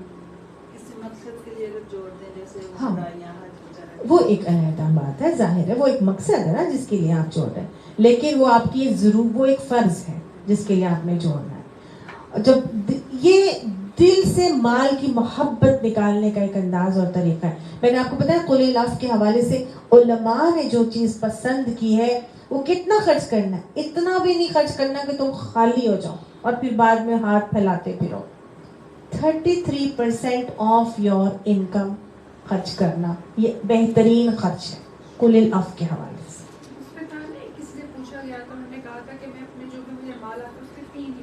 3 حصے کرتا ہوں. تو 33% جو 3 حصے ہی بنتے ہیں. تو اگر آپ 3 حصے میں سے 1 حصہ اللہ کو دے دیں یعنی 33%. اگر آپ بڑھ کے قل العفو کے اوپر عمل پیرا ہونا چاہتے ہیں تو 33% آف یور مال یا انکم اللہ کی راہ میں دے دیں. ٹھیک ہے. اور اسی طرح جنید جمشید کا معاملہ بھی ایسے ہی نظر آتا ہے. اس نے بھی اللہ سے ایسی تجارت کی تھی کہ 33% آف دا مال وہ اللہ کی راہ میں دیتا تھا. میں آپ کو بنی اسرائیل کا ایک واقعہ سناتی ہوں. حضرت موسیٰ علیہ السلام کے پاس ایک شخص ملا. اس نے کہا اے موسیٰ آپ اللہ کے پاس جاتے ہیں, اس سے ہم کلام ہوتے ہیں. آپ اللہ سے جا کے کہیں کہ میں روز جیتا ہوں روز مرتا ہوں, مجھے کبھی کھانا ملتا ہے کبھی نہیں ملتا, میں فاقے کرتا ہوں, میں بہت مشکل سے زندگی گزار رہا ہوں. آپ اللہ سے جا کے کہیں جب ملیں گے تو کہیے گا کہ میری زندگی میں قسمت میں جتنا مال لکھا ہے جو اتنا مجھے ایک ہی دفعہ دے دے تاکہ میں پیٹ بھر کے کھانا تو کھا سکوں. حضرت موسیٰ علیہ السلام نے کہا ٹھیک ہے. وہ گئے اللہ تعالیٰ سے کہہ دیا. اللہ سبحانہ تعالیٰ نے قبول کر لیا. اللہ نے سارا کا سارا جتنا اس کی قسمت میں تھا اس کو دے دیا. حضرت موسیٰ علیہ السلام کو کچھ عرصے کے بعد خیال آیا کہ جا کے ذرا دیکھو اس شخص کا کیا حال ہے جس کے لیے میں نے اللہ سے یہ ریکویسٹ کی تھی. وہ جب گئے وہ شخص جہاں پہ ملا تھا اس جگہ پر جہاں وہ ملا تھا وہاں باقاعدہ طور پر ایک پورا لنگر لگا ہوا تھا, تخت بچھا ہوا تھا جہاں پہ وہ بیٹھا تھا. ایک گھر تھا جس میں لوگ آ رہے ہیں کھانا کھا رہے ہیں اور جا رہے ہیں اور یہ تخت پہ بیٹھا ہوا ہے. حضرت موسیٰ علیہ السلام بڑا حیران ہوئے پریشان, اور انہوں نے کہا یہ سب کیا ہے نا, یہ تو آدمی ایسا تھا کہ مرنے والا لاغر. اور میں نے اللہ سے کہا اللہ کے پاس جب دوبارہ اگر اللہ سے پوچھا کہ اللہ سبحانہ تعالیٰ یہ کیا ماجرا ہے اور یہ کیا معاملہ ہے, کہاں وہ شخص ایسا تھا اور آج چند مہینے بعد میں اس حالت میں دیکھ کے آیا ہوں. تو اللہ سبحانہ تعالیٰ نے کہا کہ اے موسیٰ اس نے کہا تھا کہ مجھے ساری چیزیں جو ہے وہ ایک ہی دن میں میری نعمتیں مجھے دے دو. میں نے اس کو دے دیا جتنا اس کا نصیب میں تھا. اس نے جتنا کھانا تھا کھا لیا, باقی سب اس نے اللہ کی راہ میں میری راہ میں دے دیا. تو جو مجھے 1 دیتا ہے میں اس کے بدلے اس کو 10 گنا دیتا ہوں. تو اس شخص نے تو مجھ سے تجارت کر لی تھی. سبحان اللہ. یہ ہے ہم سمجھتے ہیں کہ ہمارا مال خرچ ختم ہو جائے گا. آپ صلی اللہ علیہ وسلم نے قسم کھا کر کہا تھا کہ صدقہ دینے سے مال خرچ نہیں کم نہیں ہوتا. صدقہ تو ایک ایسا کنواں ہے کہ جس کے اندر پانی نکالتے جاؤ, ڈول بھر بھر کے کنویں سے پانی نکالتے ہیں. کیا کنویں سے پانی ختم ہو جاتا ہے؟ کنویں کا پانی تو کبھی نہیں ختم ہوتا نا. تو صدقے کی مثال بالکل ایسے پانی کی سی ہے کہ آپ نکالتے جائیں گے لیکن وہ ختم نہیں ہوگا. تو قل العفو کے حوالے سے اللہ نے فرمایا کہ ان سے کہو کہ جو ضرورت سے زائد ہے وہ دے دیں. پھر دنیا والآخرہ, یہ دنیا میں بھی ان کے لیے بہتر ہے, آخرت میں بھی. وَيَسْأَلُونَكَ عَنِ الْيَتَامَى, اور وہ یتیموں کے بارے میں پوچھتے ہیں. اب یتیموں کے بارے میں بھی ان کے دل میں آیا کہ یتیموں کے حوالے سے کیا اللہ کا حکم ہے اور اللہ کا کیا فیصلہ ہے. تو یتیموں کے لیے ان کے دل میں دماغ میں اس لیے آیا تھا کیونکہ یتیموں کے حوالے سے ان کو یہ احکامات آئے تھے کہ آپ یتیموں کا خرچ علیحدہ کر دیں اور ان کے مال کے ساتھ مال کو مت ملا کے کھائیں. اور کہہ دیا گیا تھا کہ یتیم کا مال کھانا حوباً کبیرہ ہے, بہت بڑا گناہ ہے. تو جب یہ احکامات آئے تو ان لوگوں نے, صحابہ کرام نے کیا کیا, اپنے سارے کے سارے گھر میں یتیم تھے اور بچے جب سریات ہوئی غزوات اس میں بچے تھے ان کے گھروں میں یتیم, تو انہوں نے نا اپنے گھروں میں یتیموں کا سارا مال الگ الگ کر دیا. ان کی چیزیں الگ, کھانا پینا الگ, مسالے چیزیں پکانے والی کتنی ڈیفرنٹ اور ڈیفیکلٹ ہو جاتی ہیں. اتنی چیزیں ہوتی ہیں, آپ کیسے ایک چیز کو الگ الگ کر سکتے ہیں. تو وہ گڑبڑ کہیں نہ کہیں ہو جاتی تھی. تو اب ان کے دل میں ہوا کہ یہ تو جو لوگ یتیم کا مال کھاتے ہیں وہ لوگ اپنے پیٹ آنکھ سے بھرتے ہیں, نبی صلی اللہ علیہ وسلم نے فرمایا تھا. اب ان کو ہوتا تھا کہ یہ تو ہم یتیم کے مال میں سے کچھ ہمارے پیٹ میں بھی چلا جاتا ہے تو ہم آنکھ سے بھر رہے ہیں, تو اب کیا اس کے بارے میں اللہ کا حکم ہے. تو اللہ تعالیٰ نے پھر ان کا یہ کوشچن بھی, یہ کوئری بھی اللہ تعالیٰ نے سالو کر دی اور اللہ تعالیٰ نے فرما دیا قل, ان سے کہہ دیجئے اصلاح لہم خیر, کہ ان کے ساتھ بھلائی کرنا, جس طرح کی بھی بھلائی ہے ان کے ساتھ کرنا اسی میں بھلائی ہے. یعنی کہ اصلاح لہم, ان کی اصلاح کرنا واسطے ان کے اسی میں بھلائی ہے. جو راہ بہتر ہے وہی اختیار کر لیں, یعنی جس طرح ان کو لگتا ہے کہ بہتر ہے وہ اختیار کیا جا سکتا ہے. گویا پہلے اللہ تعالیٰ نے ان کو یہ سمجھا دیا تھا کہ یتیم کا مال گڑبڑ کر کے مت کھانا، یتیم کے مال کو ہڑپ مت کرنا، یتیم کے لیے کانشیس کر دیا تھا. اب اللہ نے کہا کانشیس ہو گئے ہو تو کوئی بات نہیں، جو چھوٹا موٹا آس پاس ایسی چیزیں مکس اپ ہو جائیں تو کوئی بات نہیں، اس میں نہیں. تمہارے اندر بھلائی ہی ہونی چاہیے، تمہارے اندر خیر ہی ہونی چاہیے، تمہارے اندر یہ نہیں ہونا چاہیے کہ میں اس کا مال کسی طرح سے ہڑپ کر لوں. ٹھیک ہے، تو جب انسان کانشیس ہو کے کام کرتا ہے تو وہ بہت محتاط رہ کے کرتا ہے اور اس میں گڑبڑ کے آثار بہت کم ہو جاتے ہیں. لیکن اللہ نے آگے آسانی دے دی، وَإِن تُخَالِطُوهُمْ فَإِخْوَانُكُمْ، اگر تم ان کا اور خرچ اور رہنا سہنا ملا لو، یعنی کہ خلط ملت کر لو، ملا لو اپنے ساتھ، کھانا پینا رہنا سہنا، فَإِخْوَانُكُمْ، وہ تمہارے بھائی ہیں. یعنی اس میں کوئی مذائقہ نہیں اگر تمہاری چیزیں ان کے ساتھ مکس بھی ہو جائیں. واللہ یعلم المفسد من المصلح، اور اللہ سبحانہ تعالیٰ فسادی کو بھی جانتا ہے اور اصلاح کرنے والے کو بھی جانتا ہے. وَلَوْ شَاءَ اللَّهُ، اور اگر چاہتا اللہ، لَأَعْنَتَكُمْ، البتہ تم کو تکلیف میں ڈال دیتا، سختی میں ڈال دیتا. ان اللہ عزیز الحکیم، بے شک اللہ زبردست حکمتوں والا ہے. تو اللہ تعالیٰ نے بتا دیا اللہ تمہیں سختی میں نہیں ڈالنا چاہتا، تمہارے لیے اللہ نے آسانیاں کی ہیں، حکمتیں اللہ کی ہیں بہترین، عزیز اور زبردست حکمتوں والا ہے. تم اگر اپنا مال ان کے ساتھ ملا بھی لو تو اس میں کوئی مذائقہ نہیں ہے. وَلَا تَنْكِحُوا الْمُشْرِكَاتِ حَتَّى يُؤْمِنَّ، اور نہ تم نکاح کرو مشرکوں سے، مشرک عورتوں سے، یہاں تک کہ وہ ایمان لے کر آ جائے. اگلا حکم دیا گیا کہ مومن مرد مومن عورت سے ہی نکاح کرے گا، مشرک سے نکاح نہیں کرے گا. اگر مشرکہ پسند ہے تو اس وقت تم اس سے نکاح کرو گے جب تک کہ حتیٰ یؤمن، جب تک کہ وہ ایمان نہیں لے آتی. آپ صلی اللہ علیہ وسلم فرماتے ہیں دنیا ساری کی ساری متاع ہے اور بہترین متاع نیک بیوی ہے.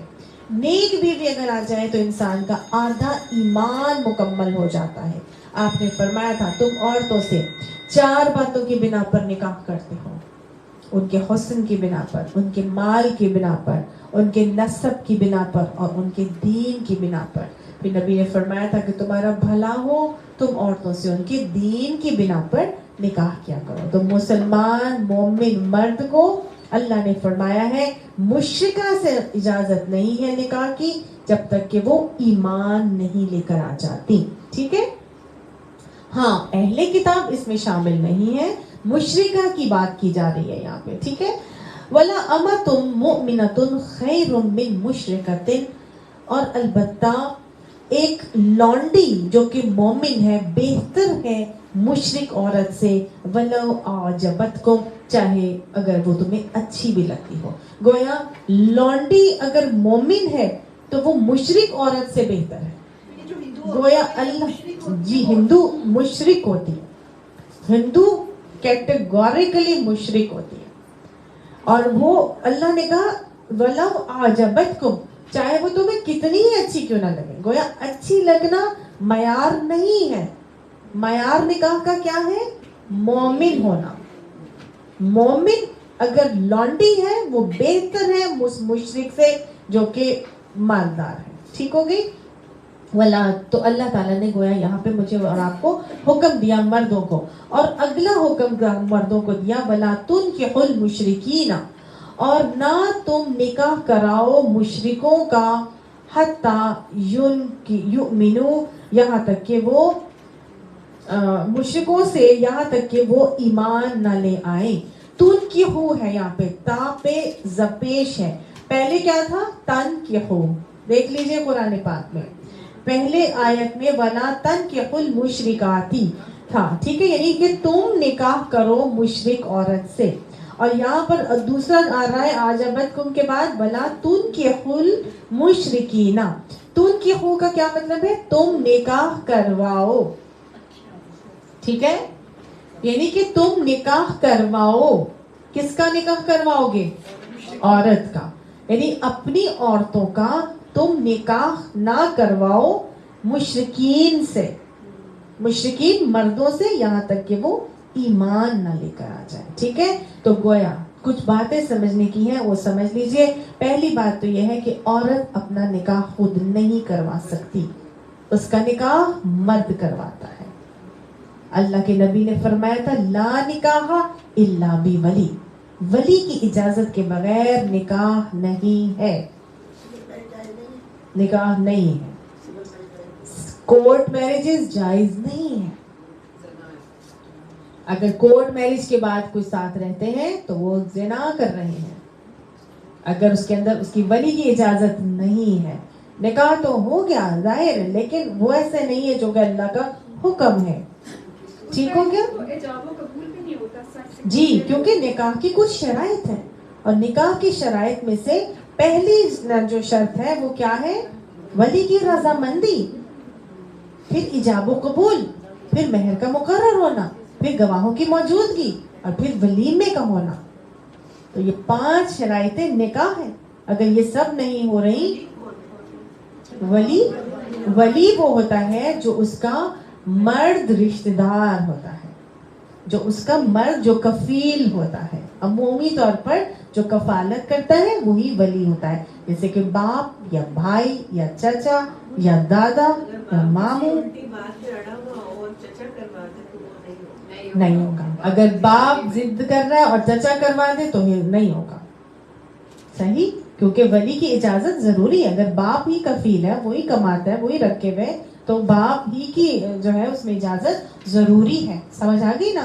تو اللہ کے نبی نے فرمایا کہ کیا کرنا ہے؟ لا نکاح الا بولی، تم ولی کی اجازت کے بغیر نکاح نہ کرواؤ. اور نکاح کس سے کرواؤ؟ مرد نہیں، یہ عورت کا بتایا جا رہا ہے. اگلی آیت جو بھی پڑھی میں نے آپ کو وہ عورت کے حوالے سے ہے. نہیں، مرد کے لیے کسی ولی کے لیے گواہوں کی موجودگی ضروری ہوتی ہے مرد کے لیے. لیکن عورت اگر وہ شادی شدہ ہو گئی ہوتی ہے اور وہ طلاق ہو جائے یا بیوہ ہو جائے پھر وہ اپنا کر سکتی ہے، اس کا اختیار ہوتا ہے. لیکن کنواری لڑکی کو ولی کی اجازت کے بغیر نکاح بالکل نہیں ہے. نہیں، اگر نہ ہو ہاں جی وہ بھی بن سکتا ہے. بھائی بھی نہ ہو اور کوئی بھی نہیں اور بہنوئی ہے تو ظاہر ہے وہ قریب ترین رشتہ دار ہیں تو پھر وہ بن سکتے ہیں، وہ ولی بن سکتے ہیں. ٹھیک ہے، اور موجودگی بھی ظاہر ہے موجودگی ضروری نہیں، رضامندی ضروری ہے. ٹھیک ہے. اچھا میں آپ کو ایک وجہ بتا دوں. دیکھیے اس کی وجہ ہے قرآن میں جو اللہ نے مجھے اور آپ کو احکامات دیے وہ ہماری بینیفٹس کے لیے ہیں، اور ہمیں یہ پیچھے یہ بھی ہم پڑھ کر آئے. تو کیا ہے اس کے اندر؟ اصل میں عورت کے لیے خاص طور سے حکم اس لیے دیا گیا ہے کیونکہ جس گھر میں وہ جا رہی ہے، جانے والے گھر کے اندر یہ امپریشن آئے کہ اس کے پیچھے بیکنگ موجود ہے، اس کے پیچھے کوئی اس کا خیال رکھنے والے موجود ہیں. یہ ایسی جوتے کا میل نہیں ہے کہ تم نے اتار کر پھینک دیا اور اب اس کے ساتھ جیسا چاہے مرضی تم سلوک کرو. اگر ہماری بیٹی بہن یا جس کو بھی تم نے تنگ کیا تو یہ مت سمجھنا کہ یہ اکیلی ہے. بلکہ میں نے ایک بڑی مزیدار ویڈیو دیکھی، اس میں کیا ہوا، کسی معاشرے کی رسم تھی اور اس میں یہ تھا کہ وہ جو لڑکا جس سے شادی ہو رہی تھی اس لڑکی کے کوئی 8 یا 9 بھائی تھے، اور وہ جو بھائی تھے ان سب نے اس لڑکے کو ڈنڈے مارنے تھے. وہ سب اس کو ہلکے ہلکے ڈنڈے مار رہے تھے اور یہ بتا رہے تھے کہ بھائی ہم ہیں یہاں اپنی بہن کا خیال رکھنے کے لیے. اب وہ ڈنڈے زور سے مار رہے ہیں، ہلکے مار رہے، بہرحال وہ ڈنڈے مار کے اپنی پریزنس کا احساس دلا رہے تھے. تو یہ بہت ضروری چیز ہے. جو لڑکیاں بھاگ کے چلی جاتی ہیں اور کورٹ میرجز کر لیتی ہیں یا چلی جاتی ہیں اس طرح سے، تو پھر ان کی زندگیاں کیسی خراب ہوتی ہیں سب کو ہی معلوم ہے، پھر وہ رول جاتی ہیں بیچارے. جو لڑکا کیا ہے جس سے نکاح کیا ہے اس کے لیے نہیں گناہ، اس کے لیے نکاح ہی نہیں ہوا نا، وہ تو نکاح ہی نہیں ہے نا. پھر وہ تو اللہ کے نبی نے جب کہہ دیا کہ جب لڑکی کو تم شادی کر کے لے آئے ہو اور وہ گناہ اس بغیر ولی کے اس سے نکاح کر لیا ہے تو تمہارا تو نکاح ہی نہیں ہوا. نہیں ہوا نا. وَالْعَبْدُ الْمُؤْمِنُ تو ختم کر لیتے ہیں، ہمارے ٹائم ختم ہو رہے ہیں. وَالْعَبْدُ الْمُؤْمِنُ خَيْرٌ مِّن مُشْرِكٍ، اور البتہ غلام مومن مشرک سے بہتر ہے. یعنی کہ مشرک سے شادی کرو اس سے بہتر ہے کہ کوئی مومن غلام پکڑ کے شادی کر دو. وَلَوْ أَعْجَبَكُمْ، چاہے وہ تمہیں اچھا بھی لگے. أُولَٰئِكَ يَدْعُونَ إِلَى النَّارِ، یہ وہ لوگ ہیں. شادی اس لیے مشرکوں سے منع کر دی گئی ہے کیونکہ یہ وہ لوگ ہیں مشرک جو يَدْعُونَ إِلَى النَّارِ، وہ آگ کی طرف بلاتے ہیں. ایسا ہی ہے मुशरिक कभी अपने व्यूज اور وہ کانسیپٹس نہیں چینج کرتے, وہ آگ کی طرف بلاتے. اب انڈیا کے اندر کتنا زیادہ ہو رہا ہے, ایک لڑکا ایک لڑکی مطلب لڑکا لڑکی میں سے ایک مسلم ہے اور ایک ہندو ہے, اور ان کے جو بچے پیدا ہوتے ہیں وہ تیتر بٹیر مجھون, نہ ادھر کے نہ ادھر کے. اللہ کو نہیں چاہیے ایسی نسل, ایسی اولاد, ایسے لوگ اللہ کو نہیں چاہیے. نبی صلی اللہ علیہ وسلم نے فرمایا تھا میری امت کا بانج کون ہوگا, پھر آپ نے فرمایا میری امت کا بانج وہ ہوگا وہ نہیں ہوگا جس کو اللہ نے اولاد نہ دی, بلکہ وہ ہوگا جس کو اللہ نے اولاد دی لیکن اس نے اپنی اولاد آگے نہ بھیجی, اس کو اپنے لیے صدقہ جاریہ نہ بنایا. تو جب آپ ایسی جگہ پہ شادی کر لیں گے جہاں پہ لڑکی آپ کی مشرکہ ہے, مرد جو ہے وہ مشرک ہے, مسلمان عورت کو مشرک گھرانے میں آپ نے بھیج دیا, کیسے وہ اپنے دین کو برقرار رکھے گی؟ اور اگر مرد نے کسی مشرکہ سے کر لی تو وہ کیسے اپنے دین کو برقرار رکھے گا؟ دین اگر مرد میں آتا ہے تو دین دہلیز تک آتا ہے, اور جب عورت میں آتا ہے تو پھر اس کی نسلوں تک آتا ہے. لیکن وہ عورت کے اندر تو دین تھا, اگر مسلم تھی اور اس نے کسی ہندو سے شادی کر لی تو کیا ہوگا؟ اس عورت میں تو وہ دین تھا, لیکن وہ جس گھرانے میں جس انوائرمنٹ میں ماحول میں گئی ہے, وہ کیچڑ میں کنول تو بس قسمت سے ہی پھر کھلتا ہے, وہ بھی پھر کیچڑ کا شکار ہو جاتی ہے. اور لڑکی کو اپنی ایمان کو برقرار رکھ کے چلنا اٹس ویری ویری ڈیفیکلٹ. تو اپنی آزمائش سے انسان کو ہمیشہ دور رہنا چاہیے.